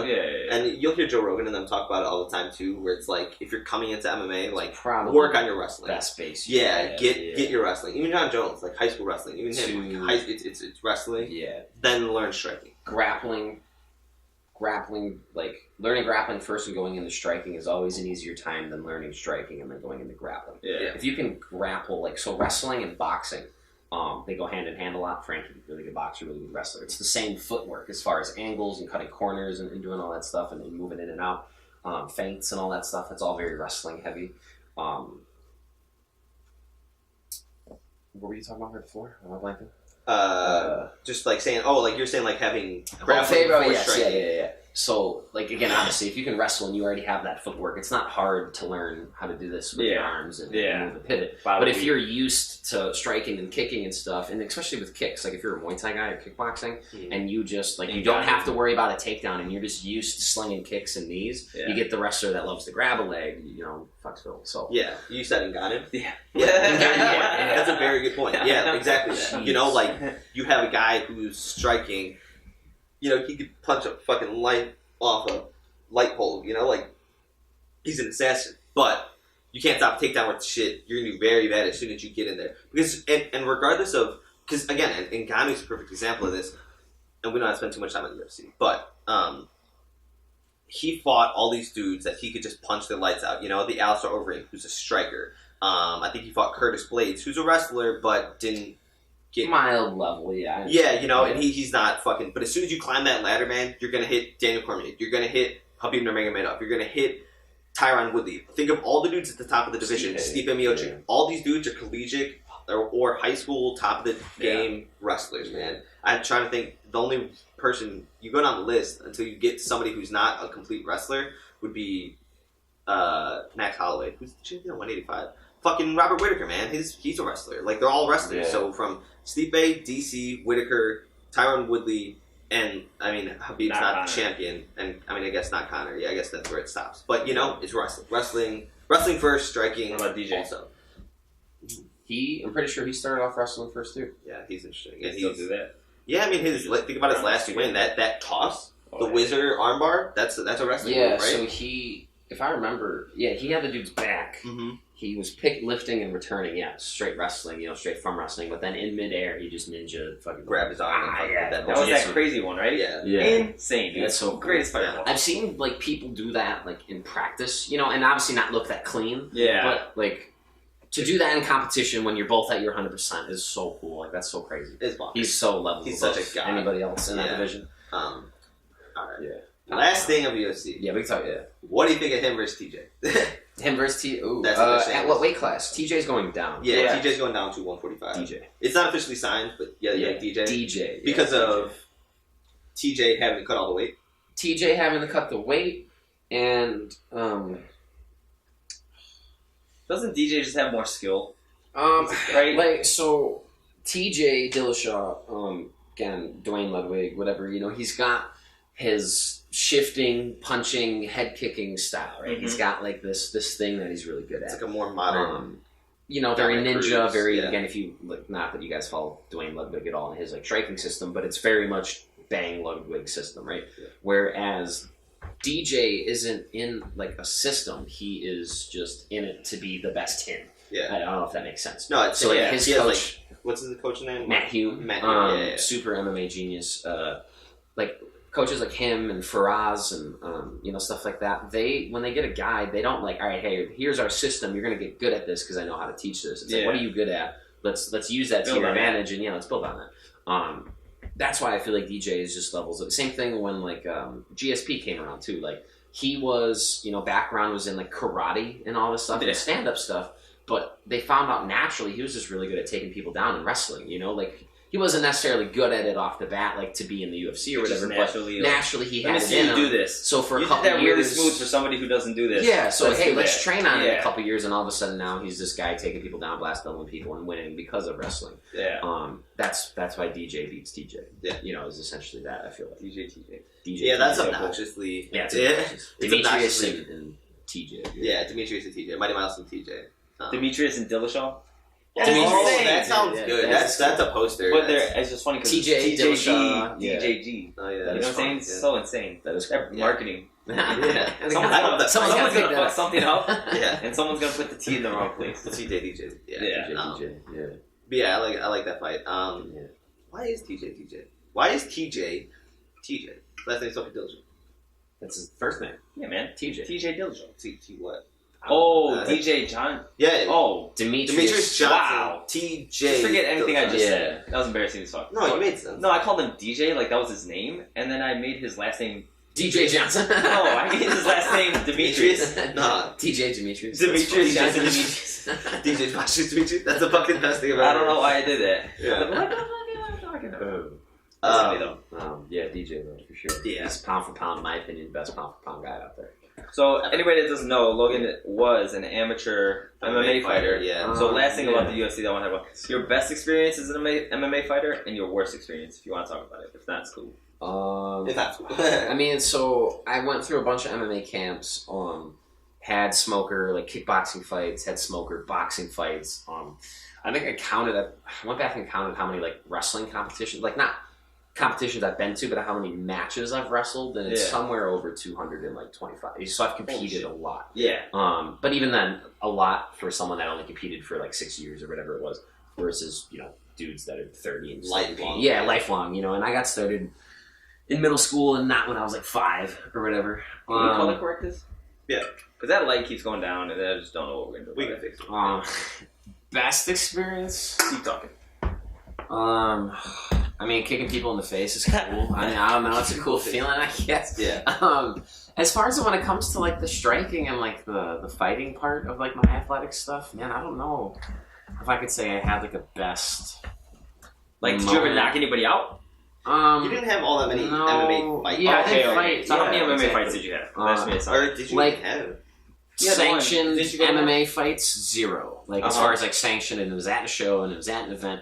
I've had gym fights, like where we go into other gyms and we actually do the fight and we do rounds and we have like someone reffing, but it's just not like crowd and it's not on a record. You know what I mean? So yeah, I don't really say like. Oh, okay. Well, then MMA fighter or whatever kind of thing. But you did kickboxing and the whole. No, I mean, but yeah, trained for it a long time. MMA. I took fights, but just not necessarily the 4 ounce. Those are all the steps in front of a big crowd. You get to but kickboxing fights were in front of a crowd. Boxing fights were in front of a crowd. Wrestling was in front of a crowd. So whatever. Yeah. But, so yeah, I really can't say I had like a best experience for like that whole time. I guess the whole thing. Training with people was cool. Going into like different gyms and maybe like. To be honest, I really don't like a lot of the people. So say like when I don't want to say a gym name and I don't want to say people's names, but like go into a gym and like again, me coming from a smaller gym, I don't know how actually good I am. I don't know where I'm at in the world as far as like when it comes to other people. Not going to these big name gyms in the area and going there and being able to like smack some people that are supposed to be good in the local division, and it's just like, oh, this is where I'm at. Like these guys, they're getting spotlight and they're doing this, but they're fighting all the time and they're on social media and they're doing this stuff. So they're at where they're at because of that. But it's like in the back of my head, it's like, oh, cool, I'm competitive. I can smack them around too. You know what I mean? Like, so that's cool by me. As far as best experience goes, I mean, I probably have to go all the way back to wrestling though. I was a freshman at the time, undefeated, and I was wrestling like a sophomore or junior or something. That was undefeated, and we were both supposed to be varsity kids, but then we got kind of like put down because. Where we were at in the state series, blah blah blah blah. And we ended up going at it. He kicked my ass for the whole first half of the match, and then I came back and like pinned him. And, like, oh yeah, yeah. So like that stuff's cool. Obviously, like I have those memories in my head. Worst thing, like again, getting concussed isn't fucking fun. Yeah, so that's really like we I got power bombed. get power bombed and all that stuff. So like there's that worst memory, but for me the worst thing was it was just like. And again, we're talking about like we're MMA fans, but like the side that of MMA that people don't know, especially in like the amateur and like beginning, a lot of people are just sleazy and scumbags and slime balls. And coaches coming in and taking other fighters or like promising you things and then not being there and giving it to other people. Yeah. And just a lot of shystiness. That's the stuff I'm not a big fan of, and it kind of pushed me a big reason why I want to be a coach in the first place. And blah blah blah. Why I kind of stepped away. Yeah, and why I kind of stepped away and didn't want to do it, especially over here. Just in general, people in Colorado are just so much nicer. So much more cool and friendly and stuff. So it's not like the whole, asshole ego thing as much over there as it is over here. I wonder why. Yeah, nobody's happier. Man, it's so funny. Everyone says that, but even before the legalization, the culture over there is just very. I'm sure. Yeah, my cousins lived out there for a couple of years, before the whole thing, and she would say the same thing. Yeah, it's just nicer people. Just everybody's happier there. Yeah, for whatever reason, it's just not. I feel like it's just because of the big metropolitan thing. Like, everyone here is used to rush hour. They're used to 1,000 people being in their store, and they got to move and shove past people because you got to get yours. You guys got that like town square, and it's we got a bigger town, but it's community. Town square, it's a community feel. Everyone, their rush hour is all of like 25 cars, so it's not a big deal. And some people drive slow. People aren't like as in a rush. Like they're like same thing. Like I went to Starbucks here, and the guy's like, yeah, what do you want? 2:30, it's up at the window. And then, I was like, hey, thanks, man. He's like, yeah. I was like, hey, dick, But when you go to the coffee shop over there, like, hey, what's going on, dude? Like, what's your name? Logan. They'll shake your hand, like, yo, what's going on with your day? Why are you up so early? Kind of thing. Yeah. And it's it doesn't happen over here. Because when I call anybody, I'll always ask them how they're doing. Like when I have to call T-Mobile, T-Mobile, how may I help you? What's up, dude? I was like, I don't know. What's up, man? How you doing? Yeah. Like I'll literally say how are you doing today? Like I'll call. I had to return something from Jewel or something. Like, how you doing? How are you doing today? I'm doing good. How are you? Like I literally always do it. Yeah, me too. Because I know goddamn well nobody's gonna ask. No, I'm about to complain a lot, so let me start this off well by asking you how you doing today. Because I'm gonna ruin it. I'm the same way too. Like everywhere I go, because I'm gonna ruin it. Everywhere I go, I'm friendly as shit. It's just part of being friendly, and I feel you. Because when I'm here, there's some places I go. Because I never shut the fuck up. Obviously, you know that. Craig show. It's the Craig show. I make friends with everybody. Like I'm best friends with the guy at T-Mobile. For no reason other than I see him a couple times. Once a month, and we chat it up nonstop. My freaking podcast, talking. I'm friends with people. And every time we talk about Colorado, that's how I feel. Just like, damn, I'd do really well there. You of all people, I feel like you in particular, and I have another friend. I feel like in particular. Out there, my buddy Joey. It's just and when I try to describe it to people, it's funny. So again, I have a couple friends back here that have asked about me living out there, and they want to take vacations and stuff. And it's funny because I'll describe the town to them, and it's this cool mixture of being a mountain town, but it's still a big city. But there's this big community and artsy feel to it. Everyone's really polite, and they're like, "Oh, that sounds gay," Over there. It sounds like the happiest place on earth. That sounds cool. You know what I mean? Everyone's just so used to. Yeah. Suburbia, Chicago, I don't know, being an asshole to everybody, kind of thing. So it's just funny. It's funny. We need to come visit. We need to go. And we have a condo now, but hopefully at the end of June, when our lease is up, hopefully we're actually getting a house, a house to rent. So we'll have an actual spot. More bedrooms. More bedrooms. More hopefully some furniture. Not just the one couch, stuff like that. Now I want to spin this conversation a little bit into get away from the MMA talk, and you've always been, without getting cheesy, I'm not going to do that, an inspiration to me on a personal level, just because I've seen you grow, and like Kyle said, we grew up together, and then there was this day where you just were you eclipsed me. Have you ever seen that? No, it's just the fighter and the kid. Oh, is that something that they say? No, Chris D'Elia was on the show. Is always saying it's like, Brian, when I came into the game, I didn't know who you were. Brian's just like, no, you're lying, dude. What do you mean? You're like a mini me. He's like, no. What I'm saying is, I eclipsed you. Saying he's bigger. Brian's so funny too. He's always talking like he's some big. So funny. Big talk. But so anyway, I remember the day where I feel your mindset changed in this whole game of life. Me and Kyle were working at a factory, and then you came to work with us, right? And you were there. You were there for an hour. He was there for 2 or 3 days. Right? I totally forgot. You graduated high school, so I take credit for all your success, by the way, because of what I told you. So you come and you work with us, and you just graduated high school, and you're like, "Hey, man, time to start life. Let me get this factory job with you, and then we'll get into it." And he's there literally for 3 days, and then. We're at home, and we were living together at the time. We're at home, and then he's like, man, I don't want to go to fucking work. Not even, bro. We were at work. Or was it at work? I was at my stupid machine. And you're like, man, I don't want to do this shit anymore. And then... Yeah, you came up to me, and you're like, yo, how was your, first week or whatever of work or whatever, like something like that, And I was like, I just really don't want to come back tomorrow. And you're like, well... You don't have to. And damn, fucking right, dog. But again, man, I don't know. You're good. You live home with your parents and shit. You don't have to come to work tomorrow. You don't have to be in this shitty environment. Yeah. And then you took that and completely changed the game. Now you work 2 hours a fucking day, making more money than you left and never came back, and then come back to work the next day. Where's Logan? Yeah, he doesn't want to work. We're here anyways, you know what I'm saying? So you took that whole, and then since then, I know you've gotten into, Tim Ferriss and the 4-Hour Work Week and, How to Win Friends, all that whole thing. And that shit is what's inspiring me now, fucking years later, where and we've talked about it on the show before, I didn't quit my job, but I worked out a deal with my job where I get to work from home now because I'm trying to branch out from the regular, 9 to 5 shit. Meanwhile, we got like Man, fuck you, man. track kids and stuff, so it's different. Yeah. But responsibilities are different, yeah. It's, and all that shit's obviously been a huge influence to you, right? Like, and that's what you're like balls deep in over there. At least I don't know, like. Yeah. So obviously, like, when everyone gets started in like that, I feel weird calling it like self-help because it's like I don't know. Help sounds like you're like in rehab or something. Yeah. But yeah, the self-help books. Like, Put it on his face. Is what I'm saying. You got me. My shiny and stuff. Sorry, he's moving We away. might be able to creep that. Yeah, that's fine. Yeah, we're good. We'll figure it out. People get started with like how to win friends and influence people. Like the first thing that I got turned on to was like The Secret, which I don't know if you've read that or anything. I have not. It's a super popular book. It's essentially like that. Is it by? That's the law of attraction. It sounds Yeah, that's the law of attraction thing. I don't know if you read Okay. it. But it's essentially like you envision these things, right? You believe that it's happening. You want it so bad, it happens, right?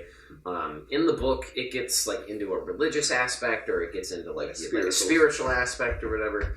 You can take that stuff for whatever you want, but just the idea of like being like, all right, this is what I want to do. This is what I'm going to do. I'm going to have it. Not that it's magically going to appear. I know I have to work towards it, but it's just like I already like it doesn't matter the work. I know I'm going to get it. I know I'm going to have it. I know I'm going to move to Colorado. I know I'm going to get a condo. I know I'm going to get a job at a gym I like. I just don't know what gym that is or where I'm going to live yet. But I'll that's going to happen. That's going to happen, and I'm doing it. Drawing that line in the sand for people is hard. So that's the first book I got started on. How to Win Friends and Influence People was the next one I think I read just because again I'm a personal trainer. I knew I wanted to be a trainer even in high school. Like I finished my test, I'm pretty sure while I was still in high school. So I was 18 my senior year. So I did it and just took the test and passed and studied for it and all that. And I was a big nerd about it already. So, but the How to Win Friends and Influence People book, again, is another big one. If no one's ever read it, again, normally it's one of the books that people start on. How to like... I don't want to say just how to like have friends and influence people because it's way more than that. But how to handle clients or how to handle certain situations, how to carry yourself in this position or whatever.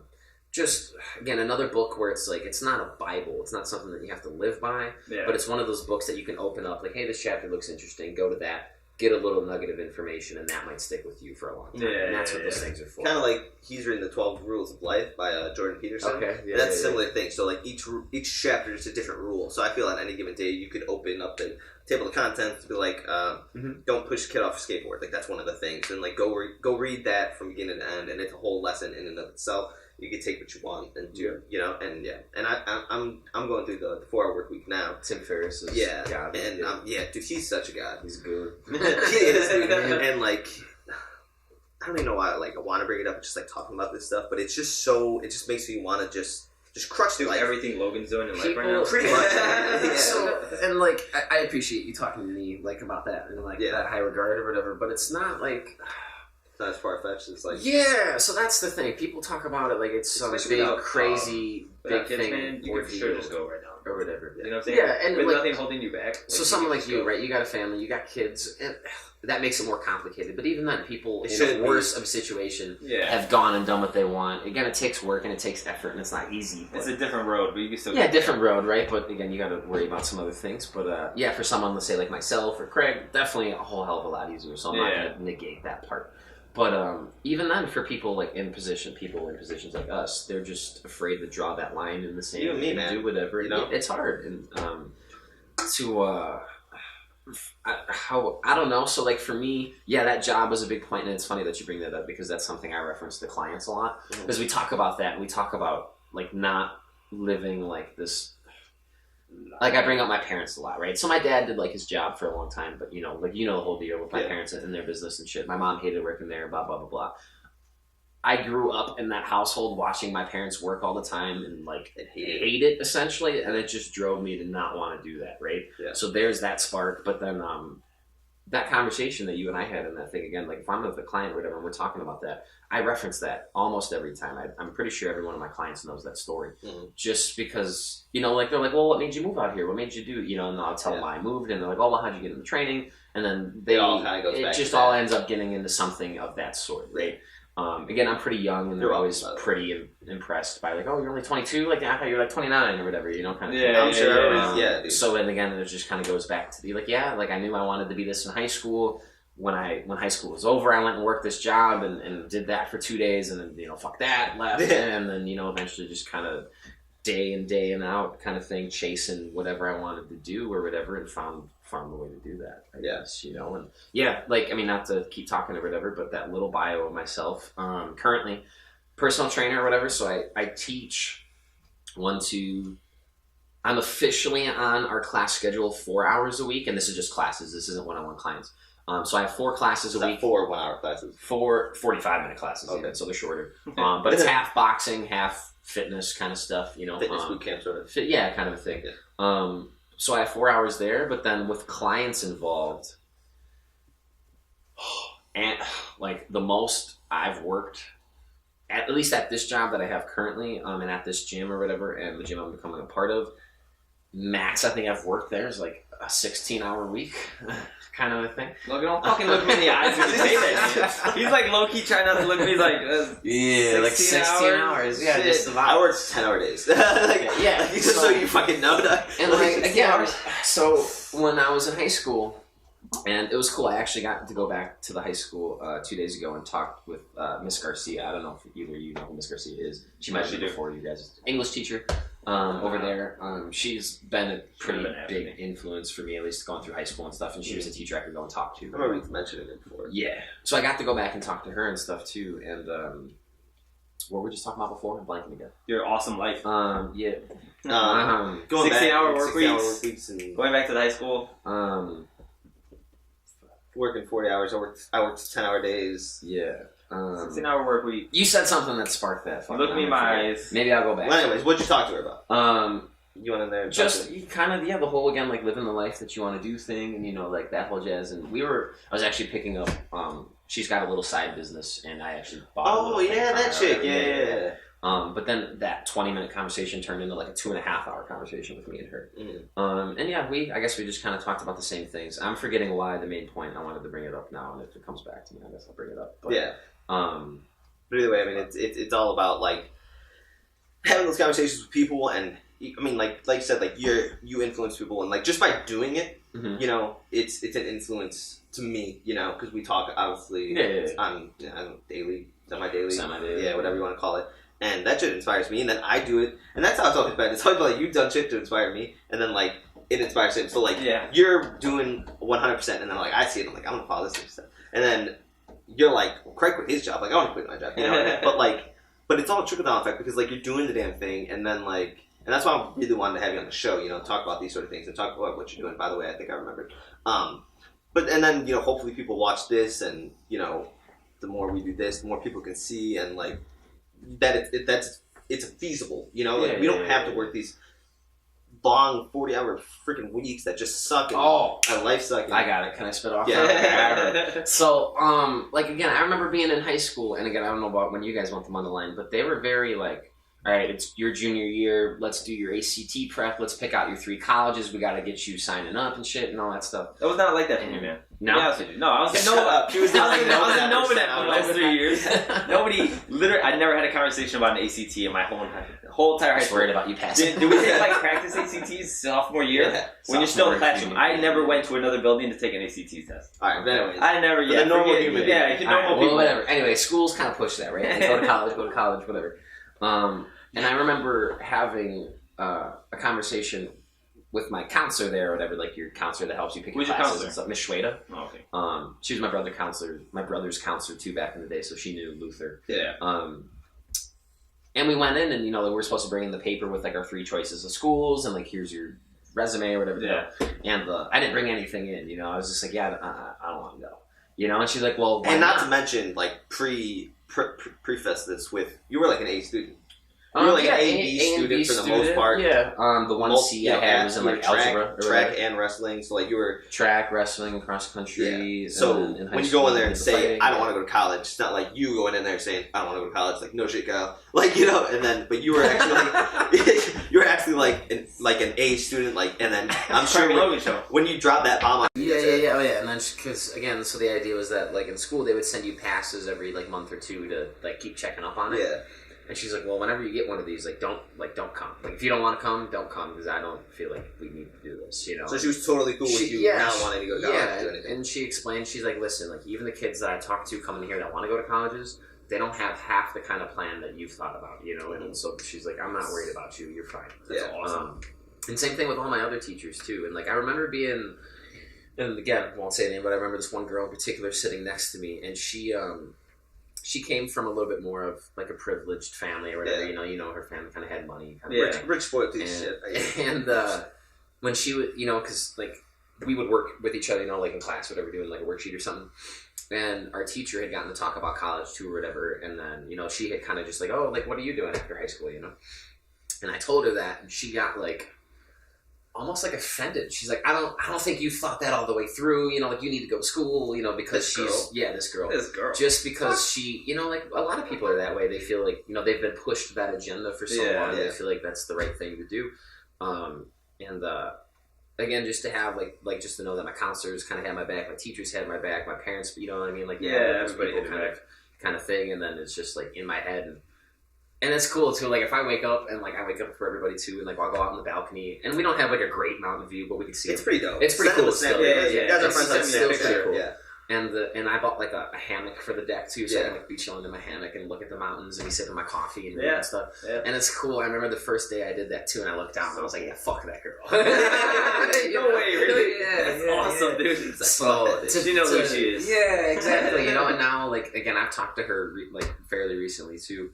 And she's like, yeah, I'm outside of college now, and I'm living back at home, and I don't want to do anything with my major, and I don't know what I want to do. Yeah. Told you. Shit. Like, that's hilarious. Kind of thing. So it's cool to do all that and stuff, but way more cool to do that and experience it than to educate people or motivate or whatever. Yeah, man. I mean, like I do said, the same to me is the cooler thing. You know? Yeah, I mean, and like even just every time we talk, bro, it's like, damn, like, you know, and we'll talk like probably like every other month on the phone or something like that, and it's like, you know, man, I don't want to do this shit anymore, you know. And you recommended that book. I pick up the book, I read the book, quit my job, and like that's gotta. I mean, if I were you, I'd feel good, like, you know, like I don't have to go to work tomorrow, man. Like these people got to go to work. I don't. Like I mean, I still wake up in a shower and I, you know, do that to feel better, you know, and shit. But I could work from home in my boxers, butt naked if I felt like it, you know. And that's a dope feeling that like your influence allowed me to like do. And then like even the other day we were talking, I'm like, okay, this is dope, but like I'm still in, like we were trying to get together for coffee, and it's like I'm still at work, like I still need to be here and like be working. So like even though I have one and I get to work from home, and it's like there's still more, like it's still and you're like cool, now delegate, and like, you know, figure a way to work around that, like, you know, like now do some other shit and like keep going from there. So it's like, until like I always say, like it's easier to climb stairs than it is to like climb a wall, you know. So it's like, cool, you took this step. Oh, you say that all the time? I came up with that. No, it's something you say. I've Googled that quote like 100 times. It's easier to climb. Like you made up nutties, right? I did make up nutties. Yeah, I did. No, you thought you made up the word nutties? That's funny. I remember that too. I made that shit up, dog. You literally thought you made it up, and you Googled it. We didn't hear it anywhere else. We heard it on a fucking podcast. Sweaters or whatever. Whatever, dog. It's easier to. I feel you. Regardless of anybody else said it. You always reference someone saying it's easier to climb upstairs than it is a wall. Yes. Fuck you, but yes. And it's like, take that step and take the next step, and it's like this. And even you now, you know, it's like you're not done. You didn't get to the end of the rainbow. No way. You're still reading. To not stop. To me, it would be to never stop. Yeah. It would be to never be content. So, like, to be 100% honest with you, with how much I work now, and like, not that I'm being lazy, but so this is so really for me, and I thought about, like, this came up to me on the plane ride over here for whatever reason. I was listening, another good kind of not easy book, but one of the books that gets recommended first. A lot of hip hop artists are really about it. The 48 Laws of Power. Oh yeah. That's another. I have that on audio on my Spotify or whatever. But I was listening to that and it made me think about it. Everything I've done, I felt like in my life has always been like. Again, it sounds bad, but like to do the least amount possible to get the biggest return on it. Yeah. Right? So in high school, like again, you're talking about school. I was an A and B student, but I never took an honors class. I never took an AP class. I took a shit ton of electives, stuff like that, you know. But I knew I didn't want to go to class. Yeah, cooking class, you know, like the film class. I ran passes. Let's get out of here as easily as possible without fucking anything up too bad. Like, yeah. So again, I was able to leave high school. Not that my high school GPA really matters. It's high school, right? But I think I had I had over a 3.5, which is pretty good, right? That's the top 25%. I graduated with a 0.75 GPA. Not a joke. But again, like, I swear we to God, talk about the school thing. School doesn't really matter, right? No, if you know what you want to do. But yeah, so, and I even, like, we had Mr. Hoster. You know Mr. Hoster. Like, I remember a class with him, our computer teacher in high school. I was sitting there on the computer playing games, not doing the work I'm supposed to be doing. And he's like, Logan, why are you playing games? Like, you got a lot of missing assignments. I was like, yeah, but if I get an A on this test and an A on this test and not turn this stuff in, I'm still going to get an A in the class. Like, so I'm going to keep playing games. Like, get my A on the test. Like, I already did the math. I already figured it out. And he was just kind of like... And he knows I'm right, though. You know, so he just kind of walks away and leaves me be. Yeah. And the same thing with anything. I get, like, even with fitness now, too, like, or being the trainer, like... to do not the least amount possible, but to do just enough to get a good benefit from it and not teeter on this edge not of like kill getting, yourself. Yeah, you know what I'm saying? Yeah. And I know so many kids in high school that took honors and AP and that did all these notes and that didn't go out and that just killed themselves and then they went to CLC. And that's how I feel those with AP work. classes. Yeah, because it's like, well, I work like 40 whatever hours a week, 9-hour days, 5 days a week, and it's like, it's just so much of this. And it's like I'm killing myself. Then I'm done. Yeah. And I don't want to do anything. And I don't even think that's being lazy. I think that's the goal for everybody. That's smart. Yeah, if you look at the rest of the planet Earth. Yeah, like you don't have to work 40-hour weeks all the fucking time to be like working hard. Like you work hard. You already did what you needed to do. It was just an easier road. Not easy, but you know what I'm saying. Yeah, like, no, you planned out and you school, executed. So your transition from like wrestling in high school to becoming like a personal trainer wasn't hard for you. You already liked working out. You already liked doing this stuff. So it's just like, it was something that was just like destiny, right? It's something that was like, you laid out exactly fucking bricks and walked across that bridge. Exactly. Like, you know what I'm saying? Where everybody else is trying to fucking slug their way across a river, you know like we want to be YouTube people, so we can work from home, talk about so we can do this shit. Yeah, exactly. And then hang out and do nothing. Yeah, 100%. That's like, and who doesn't want to do that? Job. That's fucking It's shit. like a double Yeah, exactly. Genius. Yeah, but to fucking work all day and then I like, even me, I work at home and I get out and I just kind of want to go home. Like, it still sucks. But, like, you brought up something and I just wanted to, like, add to that, to where it's like, it's not laziness. It's you beat the fucking game. And that's how I feel sometimes working from home, where I've talked to you about it and I talked to you about it, where it's like, I feel weird. I feel like I'm not doing enough because I've spent the last 10 years 40-hour days, 5 days a week, where now it's like, shit, I'm home. It's like, dude, I kind of want it. Like, I did it. And now I feel like I don't work enough. But it's not laziness. I look at myself like it's laziness. Yeah. But it's not. It's just not doing the slave shit anymore. Yeah. As long as you're making ground in whatever it is that you want to do, and if that making ground is like not going to work and reading a book, even if it's for, and reading books, even if it's for like a whole damn calendar year, who cares? Like, oh, I went from 21 to 22. I didn't do anything for 12 months. Oh no, I'm still 22. You know what I mean? I'm still pretty, even if I'm 30, I didn't do anything when I was 30, and now I'm 31, but I read all these books, and I did all these things, and maybe didn't necessarily work, maybe I stayed in my pajamas all the time, like, lazy, but I... took some time to mentally to my whole, like, progress daily thing. Like, are you better today than you were yesterday? Yeah. So you do that 365 times, in a year's span, you're fucking light years ahead. I mean, and we talked about it on the podcast before, he's, like, 2 chapters into this book, and then he's all like, let's sit down and break this whole thing down in 2 chapters. But he read like a chapter of a book, and like his like the next week it was just like these. I felt better than everybody else. You know what I mean? Yeah, just walk around and now man, you read every day. Right now. Like you read the next book, and then the next book, and then the next thing, and you do this thing, and then my intelligence and everyone else's after reading those 4 pages. So it's just like, and it's just, but like, crabs have this built into their nervous system? No, you didn't. I know you didn't. Not a genius. Dude, has that Demetri Martin? It's like Demetri Martin's like he talks about these books. He's like, if a crab and a half weigh a pound and a half, but a half crab weighs just as much again as the whole crab. How much does the half of the whole crab and the whole of the half crab weigh? And he's all like, I spent Saturday figuring it out. These other morons don't know how much the crab weighs. It's like, what kind of stupid shit is that? But I mean, even more to his that was him thinking about that was first. him. That was fucking extra thinking. Like he spent his Saturday, but it's doing like what? There's a word for it. They probably taught us in school.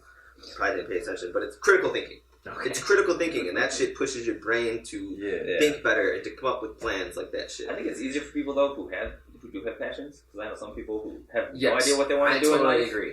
And so it's like you knew that you were, you wrestled, and you knew that you wanted to do that. Mm-hmm. We like so much stuff. It's hard. You could fall from every single thing, and we'd still have 5 more things that, like, if I had got to do that for the rest of my life, I could do it. You know what I'm saying? Yeah. So it's like, I know other people were like, they have no idea what they want to do. They don't feel like they're good at anything, but they're great at anything, but they're good at some things. Yeah. And so, like, you have to find yourself. And, like, So I couldn't even tell you how to do that because I'm just not that person. You know what I'm saying? Yes. Like, if you weren't doing this, what would you be doing?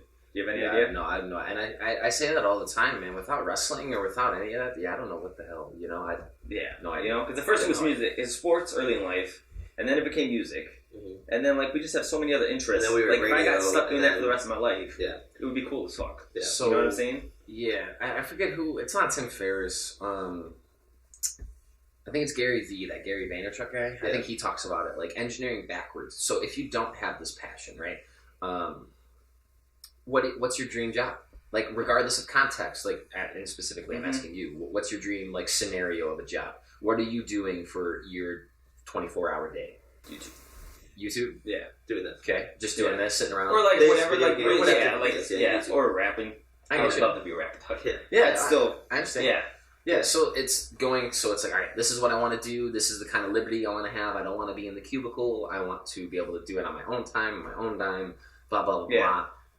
Reverse engineer from that. So you know that's your end goal. All right, what would be the step right before that perfect, Again, utopian because then world? that's you staring up at a wall, right? And it's going to be impossible to climb a wall if all you do is think He's about correct. it. Really pushing. I'm saying, but it's very relevant to what he's saying, because if you're just standing there Well, let him staring at finish, it, because it's almost something No, similar. I know, to but I'm just saying. But then, so let's take a step back. Let's figure out the fucking stairs there to get me up that wall. Like, cool, I got that figured out. Now let's figure out what would I do to get there. So what's that guy say after that then? Just take steps. like, engineer yeah, backwards, just that's the reverse goal? engineer and go backwards.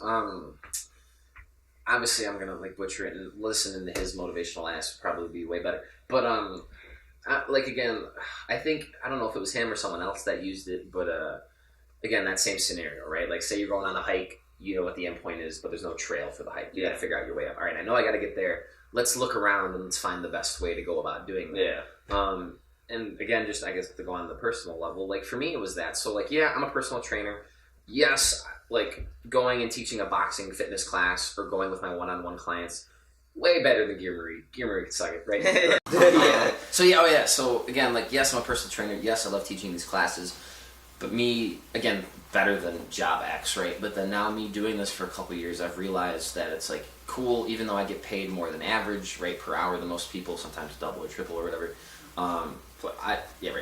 I don't like. I could work my 40-hour work week there, and I still could be enjoy it. loaded, and I could have a bunch of money, and I'd be set for life. You know, like I could already essentially be doing what I would be doing until I retire. All day. Like talk about Jimmy John's. Warren Buffett. So he has like the sign in every Jimmy John's, and it talks about like, fuck, It's falling apart, guys. guys. Can you guys see me? Yeah, pretty good. Like some CEO dude went on vacation talking to some fisherman in Mexico, whatever, and he's like, well, like you could take your fish and bring it to a seaboat and earn more money and do this and and like expand your business into this big thing. And then, he's eventually talking about you can make this big business and do this and build this thing so you can retire and chill on the beach and fish all day. It's like, but that's the dude's job already. You know what I mean? Yeah. That kind of thing. Like he's already doing what he wants to do. He didn't make it this whole big ordeal and do this whole big business because he feel like he had to be successful to eventually be old and fish on the sea or whatever. Yeah. He's been doing that. And he's already doing that. And he's already happy because of it. Mm-hmm. That's what I feel like. So again, me working these 15-hour work weeks, I can pay rent. I can pay bills. I can pay groceries. I can go out to eat when I want. You travel, I can you fly back travel and forth. when I go back want. and forth. I can buy things for leisure and still throw money in for savings and not be like just reckless jackass of a kid. And I'm working 15 hours. Yeah. Like that's I can What essentially the do that for the rest of my life Yeah. already. And but the thing of like never being complacent or never letting that leave you. Yeah. So for me, like yes, okay, being the trainer is cool, but now I'm figuring out it's like I don't really want to be like a personal trainer full time for the rest of my life, or even 20 hours a week for the rest of my life. I like the idea of maybe having a client or two that I'm close with, and and we have been together for a long time. We develop a good relationship. Maybe I teach a class or two. So is that like owning a gym? I That's don't think off, so. right? I don't think so because then that requires me to be there and do a lot of things. You're right. You're right. We've seen Dom go through that. So shit, for me, it's like I gotta find this way to make. I don't want to call it passive income because you still have to work towards it. But something where I can make income, or something like you guys want to do, is like do this podcast, eventually maybe get paid for it, or sell things from the podcast, get other ways of income, something, sponsorships, whatever, and do that without having to be this place from this time to this time. To me is really appealing. And then anytime I do have to be from place from time to time, I'm trying to maximize how much I'm making in that time. Because like screw, and even over there, minimum wage just got raised to like $10.20. Even then, like BK starts at $13 an hour. It's insane. You know, so like I'm not gonna go get a minimum wage job over there. Like even if I have to work my 40 hours a week, I would just rather go to BK. And, you know what I mean, kind of thing. But again, personal training, I can work out people for cheap and try to help more people or whatever, or I can find these couple people that are really going to stick with me that pay more, but they get more attention and they see, you know, like maximizing your time or whatever. The thing that's in Ferris is kind of about, you know, all that stuff. I feel like it's just a good idea for anybody, you know, depending on what they want to do or whatever. But again, in my case, want to be the fitness people, whatever you guys want to be, like a social, whatever, like influence YouTube brand, whatever you want to call it. Whatever you want to call it. It's all the same thing, just through different mediums, I guess. You know, same lifestyle, I guess. And the two go hand. I mean, they don't go hand in hand, but obviously, you know, they can cross over. Like, dude, you can sit down on a podcast anytime and, you know, break this whole shit down and like take the Jordan Peterson or the Gary Vaynerchuk route and share your experiences with others. And that would be a way of passing. You could even be like, not some you don't know if you want to do, but like you could even do this for a couple of years and then just take that and be an influential speaker. You know what I'm saying? Motivational speaker for sure. And you could go and do like a speech like 2 times a week and make bang all that shit. You know what I'm saying? Kind of thing. Or like for me, probably the more realistic realm. I mean, not that I wouldn't mind talking about this stuff or whatever, but teaching like other coaches how to coach, or workshops or seminars and stuff like that. To me, again, is appealing. Because then I have to travel and I get to do those things, which is all cool. But then even then, I'm going to want to do that for a certain amount of time, and then I know I'm not going to want to have to travel and do this. So I'm going to have to find something else. So hopefully it never ends. It's always moving. Yeah, exactly. And it's just continuously growing, continuously moving, and like. What did Jay say in that song? What did he say? Because he's always moving forward in his career, and I think he was on that song. Where he's talking about boats. Fuck, I can't remember. Talk about boats. Which one is it? It's from Blueprint 3. Or no, from the Magna Carta Holy Grail. The black and white video is like I have no fucking idea. I don't get dropped. I dropped the label. That's from the Blueprint 3. Too much ambition. Always, you know what I'm saying? It's just like that attitude. Like you're gonna do this until you don't want to do it anymore, and you're gonna do the next thing until you don't want to do it anymore, and it's always just climbing. Which is, and that I mean, like, and we go back to Tim Ferriss 20 times. You know, like him, he's a black belt in Muay Thai. You know, he's a world champion in Muay Thai. He's a this, and this. It wasn't Muay Thai. It was kickboxing. Some weird Chinese version of kickboxing. Or but regardless, you know, he has 15 different things that he's crushed in life. You know, and he's done this until he got sick of it, and then you go to the next one, and it's just adding all these different tools for your Batman tool belt type shit. I don't know, but it fucking inspires the hell out of me. It makes me want to just work harder and harder and harder to not work harder. or to work smarter or whatever you want to call it. I think just too many people that are, especially like our generations, from their parents being, you got to follow in your parents' footsteps and you got to do these jobs, or you got to go into the workforce, or you got to sit behind a cubicle and you got to get health insurance and you got to do this and that and the other thing. I don't know. It's not the only fucking end goal. That's not the only route. You know, it's not the only route. Exactly. And more people now, more than ever, are figuring that out. But to help out people in that regard and get them on that tip or whatever, it has been a recent thing for me that's been pretty cool too. Like for Christmas, I gave all my family members like books like that. Nice. I gave my brother the 4-Hour Work Week. I gave my dad the 48 Laws of Power. I gave my mom The Secret, and then I gave.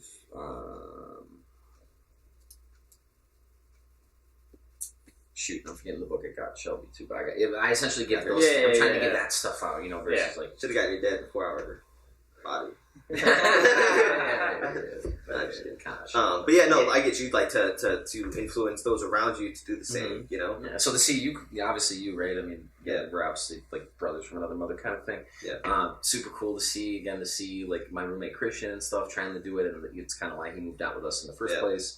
To see anyone tackle, and then again, not even that it has to be like I want to do this remote work, just not just do what they want to do. Do what you want to do, and again, if it's in a different context, say someone that's a father and that has a family, maybe they have to do those jobs, but finding a way time to do something, eventually work your way out once a week doing a podcast and growing it and doing that, you know, like You're trying. We're trying. And for like again, Could you be doing what you're doing for 40 hours a week and still enjoy it? No. No? No. Too much? Yes. Too much. Too much sheets to be played. Too much. Well, one, there's too many things to do out there, so I want free time. But two, like I'm going back to the conversation I guess I had with my old teacher. I would define myself as an introvert, right? So I need to kind of be alone to like recharge, kind of a thing. Like if I go into if I have to teach a class, that doesn't pump me up because I got to teach class. So that drains me. That's hard for me to do. Yeah. I'm not normally that person. The one-on-one aspect's a little bit easier because we can sit and talk and bullshit kind of like this. Don't do it for 40 hours. Would it drain you? Yeah. Oh, so the draining. Yeah. So that's what we talked about. It's not easy, is it? It's to do anything to maximize. Like, I want to maximize the hours I make or the hours I work, so I maximize the money I make. Stuff like that. You lose the quality in it. Yeah. So it loses that fun, and then it becomes a job again. So screw that. But in terms of financial needs, you need to find something that you can do for that and make your bang for your buck. Yeah, exactly. Personal training just so happens to be a good route for that. I can earn $20, $50, $75, $100 an hour, depending on the situation and the client or the group or whatever. So I'm trying to get on with the photography shit. Yeah, the photography is a good thing. The podcast thing is really cool. What always sucks though with any of this stuff, from what I've heard from people and just doing it myself, is that you have to eat shit, like Gary Vee talks about, for the first couple of years of doing it. You're not going to make money. You're going to have to put a lot of money out of pocket. No one's going to care. No one's going to give shit. Invest in a new life. And that's what it sucks, because if we had just continued to do this right after school. If you guys would have been doing it since school, you guys now, today, this whole show would be different. Yes. You guys would maybe even have a studio in town. You guys would have equipment, shit like that. That's what's so depressing for me, is that if we had just done it right after school, this show would have been completely different today. Yeah. So now, at 27, we would have been not on, but we would have been something. Probably. Now I have to wait some sort of deal till 31. If you guys would have kept rapping, you guys would have been Logic. You guys are Logic, essentially. You guys love Rubik's Cubes. You guys love video games. You guys are nerds. You guys love the rap, and you guys are just positive ass people. Yeah. You guys are. We are Sir. He's negative as shit, but I make up for it. I make up for it by optimism. It's been 4 years or 3 years since school? 4. It'll be 4. Yeah. Whatever. So it's not over yet, but right? we can wrap it up. What is it? It's December. Yeah. Okay, you set that up. So, point is, if we had just done it right after school, I'd be 27 and we'd be somewhere different. Now I have to wait till I'm 31 to go through the road that he's talking about, especially on YouTube, because you gotta put so much product content out there before anybody ever starts noticing it. You know what I'm saying? Yeah. Which is whatever, though. Because as long as I'm eventually making the money I can for my kids to live a different life. We watch Shark Tank all the fucking time. Yeah. And one of the new chicks that are on there, I watched a new episode. Yeah. She didn't get on until she was 37. She was broke. Yeah, I saw that. She was broke trying to get put out all these ideas until she was 37, and then she finally hit something, and now boom, she's a millionaire at 37. Most of those I don't know if she has have kids, that story. but exactly. We're not 57. I think about it all the time, and we'll wrap this up quickly here. But in MMA, Daniel Cormier, he didn't start MMA until he was 30. We're good, pal. It's just flashing. Okay. He didn't start MMA until I think he was 31 or something like that. That was his second career. Yeah, he had already done some shit, Olympic wrestling, and then started this whole new thing later on. So even if we started the podcast at the age of 35, man, it's never too late. We're not 50. No, we're not even 40. You still want to be able to enjoy those years. The earlier you do it, you know what I'm saying? So could not be working in the factory right now, but so I have to, you know what I'm saying? I feel not to retroactively be negative. No, it's just Logan's 22. So he's got all this time to really, to grow, build, fail, you know what I'm saying? Yeah. So but yeah, man. Really appreciate you coming on. We're trying to.